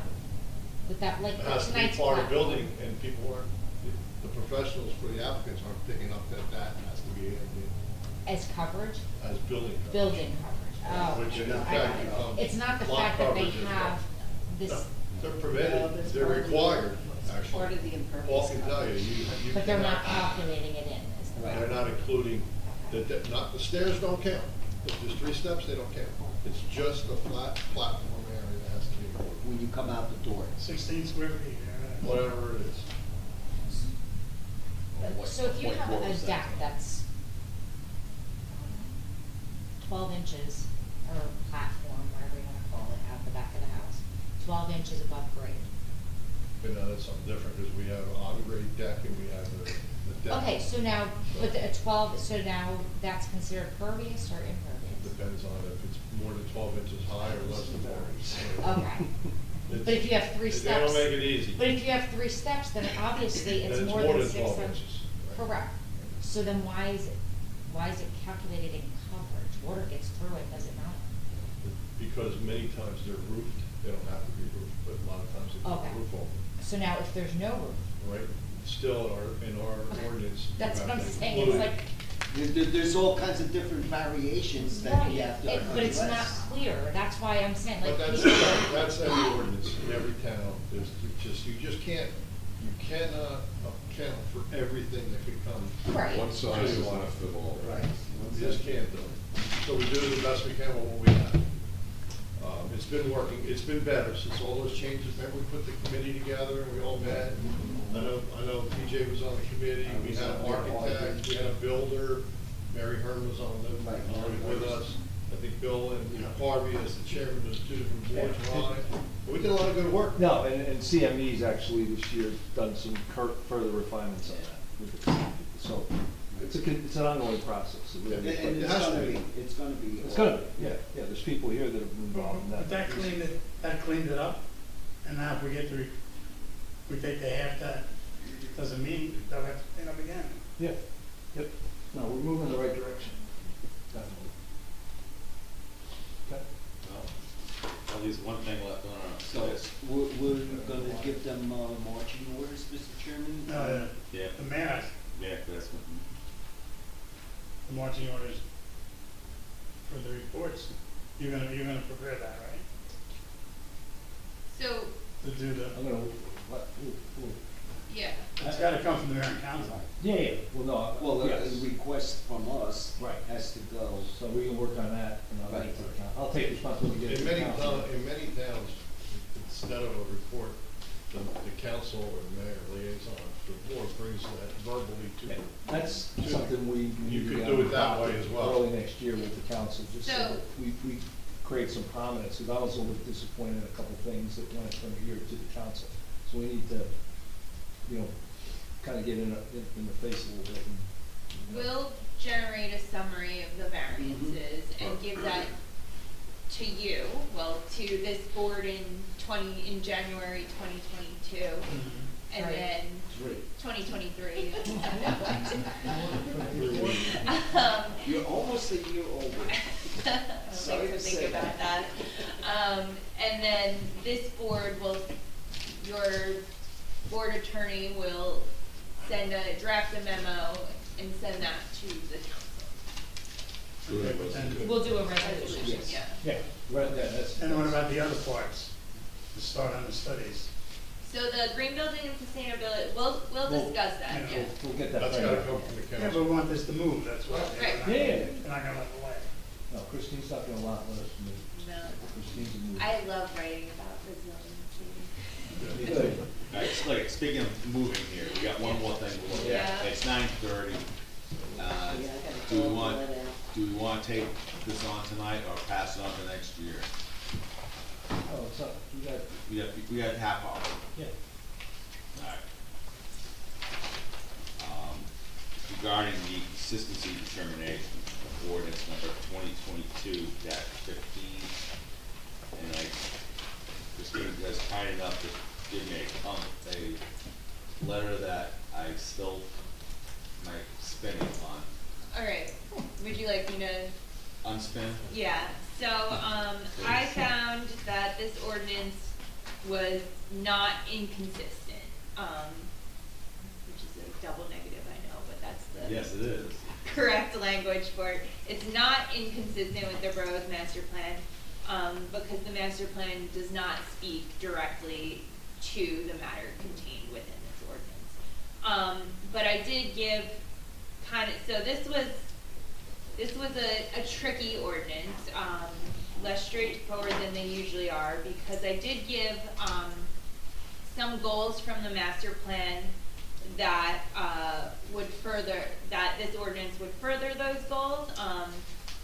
In particular, there was a 2014 recommendation to develop the character of Main Street by discouraging types of uses that do not usually fit within a downtown corridor, and that the single-family character of the borough was identified as a very important asset. However, because I am not just reading the master plan and reading this ordinance, I have interacted with this board, for the last however many years. I do know that this was a recommendation of the Strategic Planning Committee to include in the 2021 Economic Development Plan, and the Planning Board chose not to include that recommendation in the adopted plan element. So I found that this is not inconsistent because it's not really addressed in the master plan, but ultimately it's up to you as the planning board to determine whether or not you think this is consistent with your master plan. Didn't we have a discussion about this? So the prior the prior ordinance that was introduced was very similar to this one, with the exception that hotels and motels were a prohibited use, but if one was granted by use variance, it had to meet conditions X, Y, and Z. And I found that to be inconsistent with the municipal land use law because you couldn't attach conditions to a prohibited use. So this one just flat out prohibits them without the condition attached.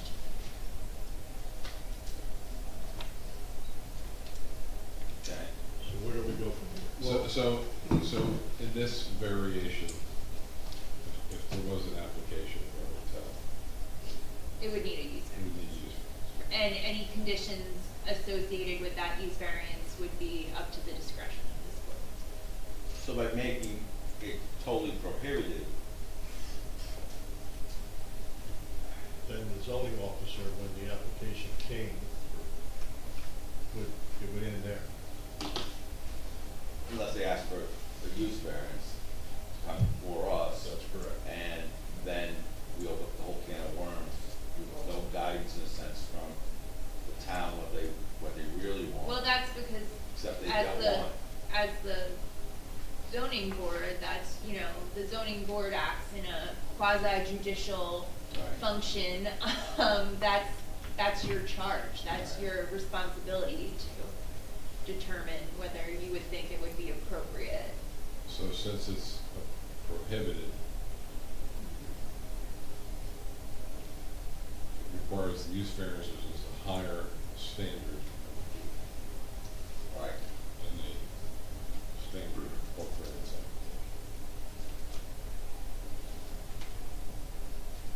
And a D1 use variance is, you know, a higher standard than a conditional use variance would be. So in a sense, as proposed, we have in a weird way, more control. Yes. We want this to come through, because then we get, it goes through, say something goes proposed, we get exactly what we want, Yes. rather than having, Well, your ordinance says we can have this. right, so just, you start with a blank slate, and it's up to the applicant to make the case.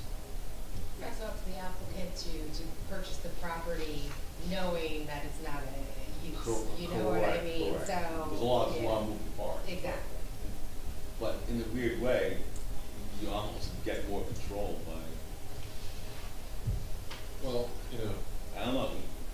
I don't know, I think last year when we went through the planning board and made the determination of making, conditional use and not completely throwing it out and saying don't do it, I thought that was a healthy conversation.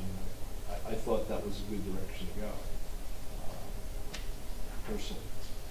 Conditions, of course, it seems like we want conditions in some Well, projects. actually, Christine worked on a conditional ordinance, that was like, I think it was 20, no more than 20 key hotel, and there was a couple other conditions, no liquor license, couple, things like No, that. So- like banquet facilities. Which gave the board more control over everything. Right. Well, we have no, the board has 100%. Right. I'm sorry, say that again?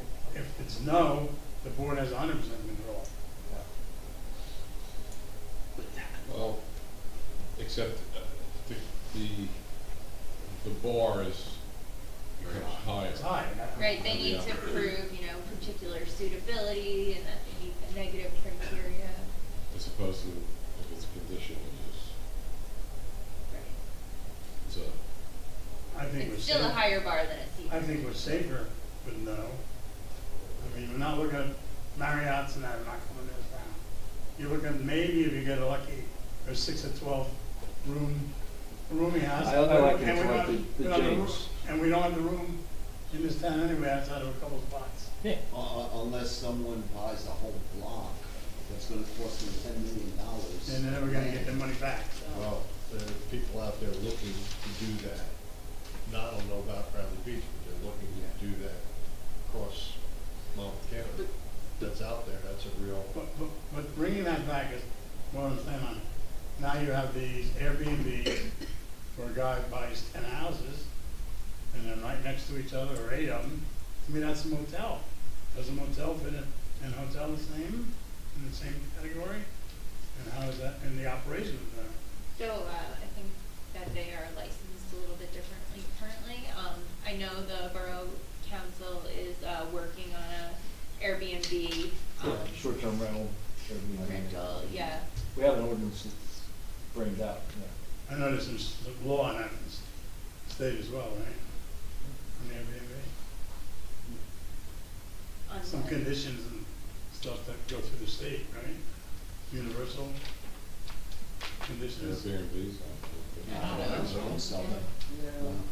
And that's really the crux of the problem, right, is you can buy a house And do an and you can rent it out for as many times as you want, 52 weeks a year, and suddenly you got a hotel without having a hotel. Right, no on-site management, and that's the difference in Airbnb is the hotel has to have on-site management, and the Airbnb is, which is, trouble is though, we have them in this town right now. Well, that's why we're going at the ordinance right now. Yeah, it's A little late, but. a little, as I say, I don't want to be sarcastic, but it's a little late now, because we gave okay to put air conditioners into 9 units that are gonna be independent Airbnb places, which, and that conversation didn't even come up that night. Right. Because it wasn't germane to the application. Right. Which seems wrong. Yep. I would agree. And once they start operating, you can't change the rules in the middle, can we? There's no parking there. So I think the ordinance, that the borough is working on, and, the only way, legally Airbnbs can be regulated is they have to be licensed, right? They have to apply for an annual license, with the borough. So I think, those details are still being worked out, but it would be. You gotta move faster though, because this is an old, this is, Airbnb's been around for a while. I have a question. With those that particular Airbnb, the ones that we approved Airbnb. Approved air conditioners. The air conditioners and stuff like that. Would the insurance, no, the insurance wouldn't because they're more than 4 units. So it wouldn't hurt them. So we've got multiple things that are questionable Going over here, yeah. with hotels, multiple dwellings, and multifamily. So, and also definitions that cross over, all right? And what we don't want to go down is a path where an ordinance eliminates a hotel based on the definition of the hotel. If that definition of hotel is different than what the actual construction code definition of a hotel is, and somebody comes in to build a hotel, and it's allowed because it circumvents the ordinance we work. So what we need to keep in mind is the state definition of a hotel contains 10 or more units of dwelling space, or has sleeping facilities for 25 or more persons. That's relatively large. 10 or more units of dwelling space or sleeping for 25 or more people. That's the state definition of a hotel. That's what's going to be carried through construction code, and that's what's carried through hotel and multiple dwelling code. So the James is a hotel. Well, that's State definition. no comment because it's Yes, I know.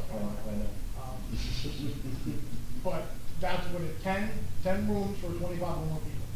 So what would you consider the property across the street From the school? Yes. That is, I'd have to dive back into the, like that hotel multiple dwelling law. Yeah. He's registered with state BHI. But he doesn't have those, and because those units are separate, it falls into another thing. It's not a hotel. He's not a because they're hotel. separate. He's not a hotel, but he's registered under the state BHI, which is Bureau of Hotel and Multiple Dwelling. So, but just because he's licensed as hotel multiple dwelling, doesn't mean he's a hotel. It's just how the state encompass all those multiple dwellings into things like that. I speak on that because I carry that license also, so I, thinking through about it, I've done those inspections and worked as part of the state program with that. It's complicated. The dormitories and separations and how many properties on a lot, stuff like that, it gets dynamic. But that's not a hotel. That's the definition of a hotel. 10 or more units, or can sleep 25 or more people. Then 501 Lake Terrace would be a hotel. separated, they're all combined. in our That's regular part- apartment. That's part- Oh, yeah, but still, he could convert that. Again, He could change that. if he those are, wanted. but those are the specific things I don't wanna see us caught up into saying, hotels are illegal. Somebody And what comes about in the and- 900 block of and Ocean Avenue? somebody who's What is that? versed in Yeah. the codes come in and build something that's not. So we do need to make sure that our definition of hotel Oh, yeah. at That's land really use nice. and zoning meets the So definition that's of. something that we have to change in our ordinance right now, because our definitions are completely wrong. And then where does it go? I addressed that with Ben, who was doing a lot of that work, and. So that is not in the ordinance we're looking at today.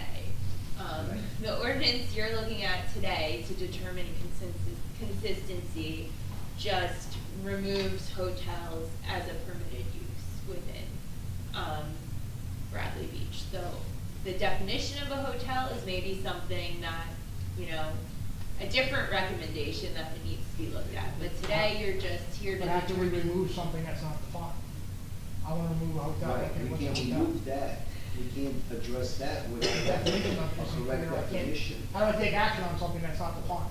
But my understanding of what we're tasked with, what we're charged with tonight, is a vote simply on if this is consistent or not inconsistent with the master plan, and it is your professional opinion to this board that this ordinance is not inconsistent. Correct. So, and that's the only thing that we are considering tonight. Right. So, under municipal land use law, that's our charge. Now, I've gone over this with boards a number of times, and I'm gonna amend what I typically said, because I'll say, you have to determine whether it's consistent or it's not consistent. But now we're having a discussion of that it's not. Well, and we have inconsistent. used the not inconsistent Yeah. before, so just So I'm gonna my amend my recollection. directions, that's. My that's the recollection determination. of the most recent ordinance that the planning board has determined to be not inconsistent with the borough's master plan was your cannabis ordinance, because that's also something that's not addressed in the master plan. But obviously, you adopted an ordinance regulating that in Bradley Beach. Now, I have a question as far as the attorney. The master plan specifically states that, the community needs to be involved and discuss this ordinance with the community. Now, my recollection is that the mayor and council never had an actual workshop. I don't know This- where in the. This ordinance never came, So I don't think that's in the It master never plan. worked. A community in its planning must provide for a variety of housing facilities in order to meet the needs of people at various stages of their life cycle. That's one thing. Then it says, perhaps the most important ingredient to the future development of the borough is citizens' participation. And no citizen had any participation in that ordinance. Okay, so let me address that. Like I said, it's an attorney question. So, procedurally, how ordinances work, there's an ordinance is introduced. And there's a second reading, which is a public hearing. So at that second reading, public hearing, the citizens have the ability to participate in a discussion about and raise objections or support, however, but that's the forum for their interaction regarding the ordinance. And so after your consistency determination, the ordinance goes back to the mayor and council for the second reading and public hearing. They had a workshop prior to. So that's an It's a internal procedure procedure, issue. Right, it's a but I'm just, procedure issue. black letter law. When they have the second hearing, though, they open it up for Yeah. Right. comment. So That's- black that's- letter law, there's gonna be a public hearing.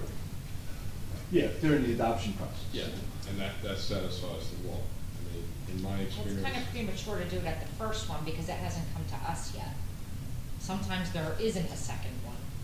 You know what I mean? Like if they open for public comment on the first go-round or the first reading. Well, at least they're getting input from the people. Well, actually, whether they want it or don't want so it. typically in Bradley Beach, the experience has been, don't introduce an ordinance without workshopping it first. Right.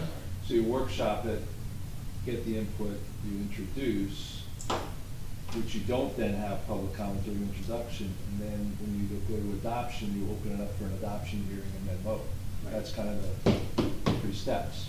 So to your point, Bill, was there ever a workshop done on this? There wasn't. It came in as an introduction. That's why I'm It's one of the few saying- times it's happened this year that there wasn't a workshop, introduction, adoption.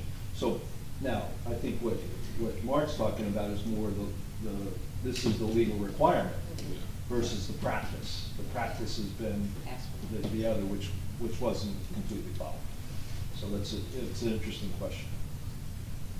But the legal, you're really hitting, this is the legality. With the second reading, public hearing, that's when there would be participation. Is there a requirement for the workshop? No. It's not a legal requirement, it's been a practice.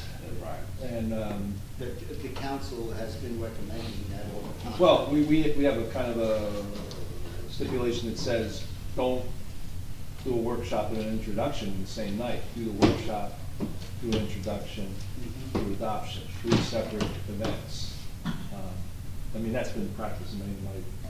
And with the workshop, that's when you get a lot of input from the The public, residents. yeah, right, because you would notice it as we're having a workshop on this topic. On this topic, Right, exactly. correct. Yeah, that's accurate. That's accurate. Well, I go back, so what was my answer on the 900 block of what is that going to be? A rooming house, that is? I don't think that's it, that. That hotels, and then the rest of the block? So what Harvey's talking about is on the corner of Ocean and the 900 is a, it's a, is it, I don't know, it's a rooming house? What do we call it? The one- That's the the, state, it's state controlled now. Yeah, that's the, The one with the state, floor, you know. floor unit. No, it's got more than, no. This is an old beat up 10 bedroom. It's actually fixing it, so Right. that's why it's there. No, Ocean and Park, and Ocean. Yeah, I'm trying to think, I'm trying to think at the state level who took jurisdiction for it. I believe VHI, I believe hotel and multiple dwelling took credit for it, but again, it doesn't mean it's a hotel. It's not a hotel, it's a rooming house, right? I think they called it a But rooming it has house. food. They have a kitchen, one kitchen. Right, but also the tenant, It's the seasonal. turnover, right, it's seasonal, and the transient nature of the occupants come into play. Right. Okay. And they kicked it back and forth 3 or 4 times. Right. So there was an ordinance eliminating this a couple, 2-3 years ago, but these are grandfathered, and, basically, when they go, they go. They're done. This one, I think, is a couple more years away from being done. But right now, it's seasonal, there's no heat or air conditioning in the building. It's 10 people, I don't know how many bedrooms. Right, hotel multiple dwelling took it back. Hostel? Right, there's a little bit of a variation. Is that the same then on the rest of that whole block? What's that? The rest of that whole block? There's 3 buildings left in the town. Indulge me here, I'm just trying to bring it back to the task at hand. Yeah, bring it back, Mark. Bring it back. The task at hand is, I've had testimony from the planner who says it's not inconsistent with the Borough of Bradley Beach master plan. So the board has to make the determination as to the consistency issue. Can we, so to follow through on that, but also to consider Mr. Murphy's concern that we're banning something that's not clearly defined, can we send a memorandum to the council that says, we found this to be consistent, but Not inconsistent. but you really need to go and look at revising this section of chapter 450 because this is a vulnerability. So we can incorporate that in a resolution. So I prepared a couple of. We've done that before. Yeah, I prepared a couple of resolutions tonight. But depending on which way you go. Okay, give us the best scenario first. But, you know, whichever way the board decides, that recommendation can be put in the body of the resolution. But that's my question. Yeah, Because, you know, absolutely, it sounds like he's got a lot of concern around Yes. that aspect, and That is an appropriate way. Not to say nothing about counties, but they put those things around really easy. Nothing bad. I would like to see everything in play. No, but Do you have something to read to us now? Do you have what you're talking Well, about? I think you need to Oh. decide, yeah. Yeah, so, I mean, But it's not inconsistent on that. and if you have a recommendation, you know, you need to let me know what that is. I would say it's not consistent with the master plan because of all the loopholes with the definitions and everything else. It's leaving the door wide open. I mean, there's nothing that says that the council's going to review it and make those changes. I think we need to have those changes in place prior to. I think we need to rethink it before we, jump the gun, so to speak, bad analogy, but, Right. you know. That's what I'm saying. I think we should send it back to have them address those issues and then bring it back to us. So are you saying it's not Not consistent? consistent. Are you making, Because what Paul said, making a if motion? you say it's inconsistent, then there's no answer. Well, That- the council can still choose to adopt the ordinance, even if you determine it to be inconsistent with the master plan. But if we give them the issues that we found, with the inconsistency of the definitions and everything else, if they address those, then they could bring it back So, for consistency. so, Paul, you're saying that we do not have a definition that, If we don't have a definition, how do we? is it that we don't have a definition Well, we have definitions, but I think. that's contrary to the state? Yeah, and I addressed that with Ben in emails months back to make sure that, right, that the definition of the Yeah. word hotel that we're gonna take action on. Yeah, that's some of the stuff erroneous Ben's been working across on. all levels. This way here, we are consistent with everything. The definition meets the correct definition with the state. Everybody has the right, information, and there's no second guessing of, well, you know what? This definition means something else. I'm gonna go this type of motel, but not this kind, and the state has something completely different. I guess, and I apologize for keep asking the same question, but I always want to know what I'm voting on. I'm not voting on if I believe it's consistent with state law, correct? I am voting on whether it is not inconsistent or whatever with our master plan. Correct. That is correct. Okay, so, And then we can put a caveat whether as far as definition of what. we comport with the definition as defined by the state of New Jersey, that's the recommendation. Right. And I give him that number he gave you. Right. I'm sorry? He gave you that. NJAC 510 Yeah, is, the is correct totally right. definition. Does that help you, Paul? AC AC 510, there's a definition section in That- there. and NJAC I would 510 make is that the hotel motion multiple too. dwelling. I would make that motion that Is that? is not consistent with the master plan Or the state of New Jersey. or the state of New Jersey. Does that help you, Paul? So it's not necessarily about helping me, it's about helping everybody to make sure everything's consistent. So nothing can happen. Right. But again, to take a step back, I think what Christine may be saying is to say it being consistent or not, it being ruled consistent or not with the ordinance is one thing, and the definition of it is That's what I was trying to get at. Right. Because I don't think I get to vote on this anyway, right? So, No. So, however, whichever way it falls down, I just would like to see Mr. Murphy's concerns addressed in whatever we communicate Right. back to the council.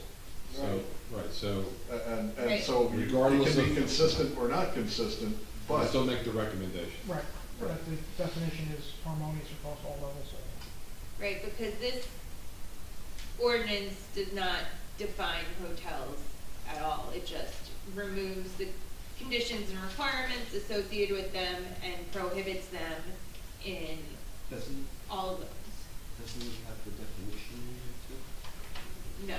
This is a panic ordinance. Oh, I'm sorry? Panic ordinance. Let's get it done quick. So anyway, once again, just trying to move this process along. I mean, someone's gotta make. I'll make a motion that, it's not consistent with the master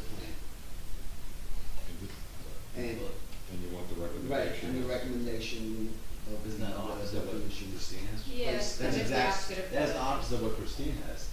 You can disagree with me. I'm just saying, Right, there's a motion on the floor. I'm here to say is, and what's Christine's motion? Christine doesn't make a motion. I don't think so. If she So, don't, listen. do we have a second for Bill's motion? That's what we need to find out. Do I have a s- I'll second. you want a second? Sure. It's 10 o'clock. Okay, Mr. Marco. Do you know how you vote on? Yes. Well, I always look at you Okay, first. so they're saying that it is not consistent. So Not if the- I vote yes, I am agreeing with that statement. Correct. Correct. So I vote no. Okay. Mr. Mayor, I vote Mr. Murphy, Yes. Ms. Burnett. I vote yes because I think it needs a little more clarification before we finalize this. Okay. Mr. Schiff. I vote yes. I should put my glasses on. Like, why am I struggling? Mr. Rosenberg. I also vote yes. Okay. And Chair Mayor. Vote yes. Mayor. Okay. The yeses have it. So that kick, this explains, and this kicks back to the This town goes, council. this goes back to the mayor and council. And even though you determined it was inconsistent with the master plan, they can still adopt it. But we haven't added any caveat to it about the, well, we got definition. That will be We their will- job. That will work in there. Well, that was part of the motion. Right, Yeah. that Okay, gets that's- added in there. All right, so Now, one of the resolutions I prepared was That the it's scenario inconsistent. except without the recommendation, so. You have to vote on the resolution which will be forwarded to the mayor and council. The resolution of the Land Use Board of the Borough of Bradley Beach, County of Monmouth, State of New Jersey, finding ordinance amending chapter 258 hotels, chapter 450 zoning to prohibit hotels and hotels within the borough is inconsistent with the Borough of Bradley Beach master plan. And within the body of that resolution will be a recommendation that the definition of hotels needs to comport with the definition of hotel found by the state of New Jersey, NJSA 15-. So I'll help add that. NJAC. Send that to. NJAC, it's in your main report. I'll probably be close to that. So, there's a resolution, we need to adopt that, we need a motion. So we have to go through this, but I'm not gonna call on the no votes from before. So now we need to memorialize. Motion to memorialize. I'll make the motion to memorialize the resolution. Okay. Mr. Murphy? Yes. Ms. Brunel? Yes. Mr. Shook? Yes. Mr. Rosenberg? And Chair Mayor? Yes. Okay. Thank you. So Mark, you'll send that to me? Okay.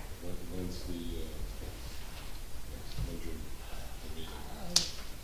There's not one scheduled that I know, oh, there's a special meeting? 27th. Okay. 27th? Yes. Okay. Christie, can you get in touch with Erica and let her know, on this, resolution? That, I have to forward all of this to her. Yeah, but I think she has to post it. Erica has to post it. Does it take you because, to It's a special meeting, it's like 48 hours. Yeah, it's just a 48 She hours. was saying that she needed more time. To get the, So, don't worry about that. To get that's a- that. That's it. Yeah. Yeah. Should we just do this? Didn't Erica say that she needed more than, Does it? I will get it to her, if I don't, I'll try and get it over to her tomorrow. Yeah, she needs it before Tuesday. Well, that's it. That's it? Motion. Well, we have a special, hold on one second. Yeah. I asked the chair if I could make the motion to adjourn, just because I do want to take the opportunity to thank everybody for my time here. It's been 5 years. I have learned so much from all of you. Thank you to our professionals, thank you to the chairman, thank you to my other chairman, and I appreciate everything. So again, it's been a privilege and an honor, and thank you. And it was a pleasure working with you. I'll second. I'll second that. Who knows, you might be back. Yeah, I was gonna say, Be careful what you ask for there. Oh, no, All in favor? Aye. Thank you. Merry Christmas to everybody. Yeah. Our reorganization meeting, and which is gonna be immediately followed by our regular meeting, Right. is scheduled for Thursday, January 19th. Just so that we're all aware that I kept it the third Thursday. That's fine. Last year, I know we reorganized rather early. I'll be just gotten back. Okay, so we're all okay with that. Okay. One other thing, I said we were gonna try to, go out and get, do a little thank you celebration. Maybe we should forego that because, Everything's because, closed. everyone's closed. If only somebody owns a distillery around here. I know. We could drink all night and make our own. Never run out. There are advantages. I'm just gonna. Well,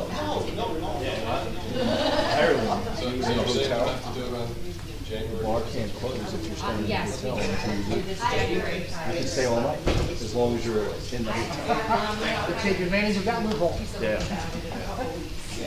All right. I guess we're not gonna. Freezing in here. That's why I would like to reject it. What's that to you? Dinner? Yeah, dinner.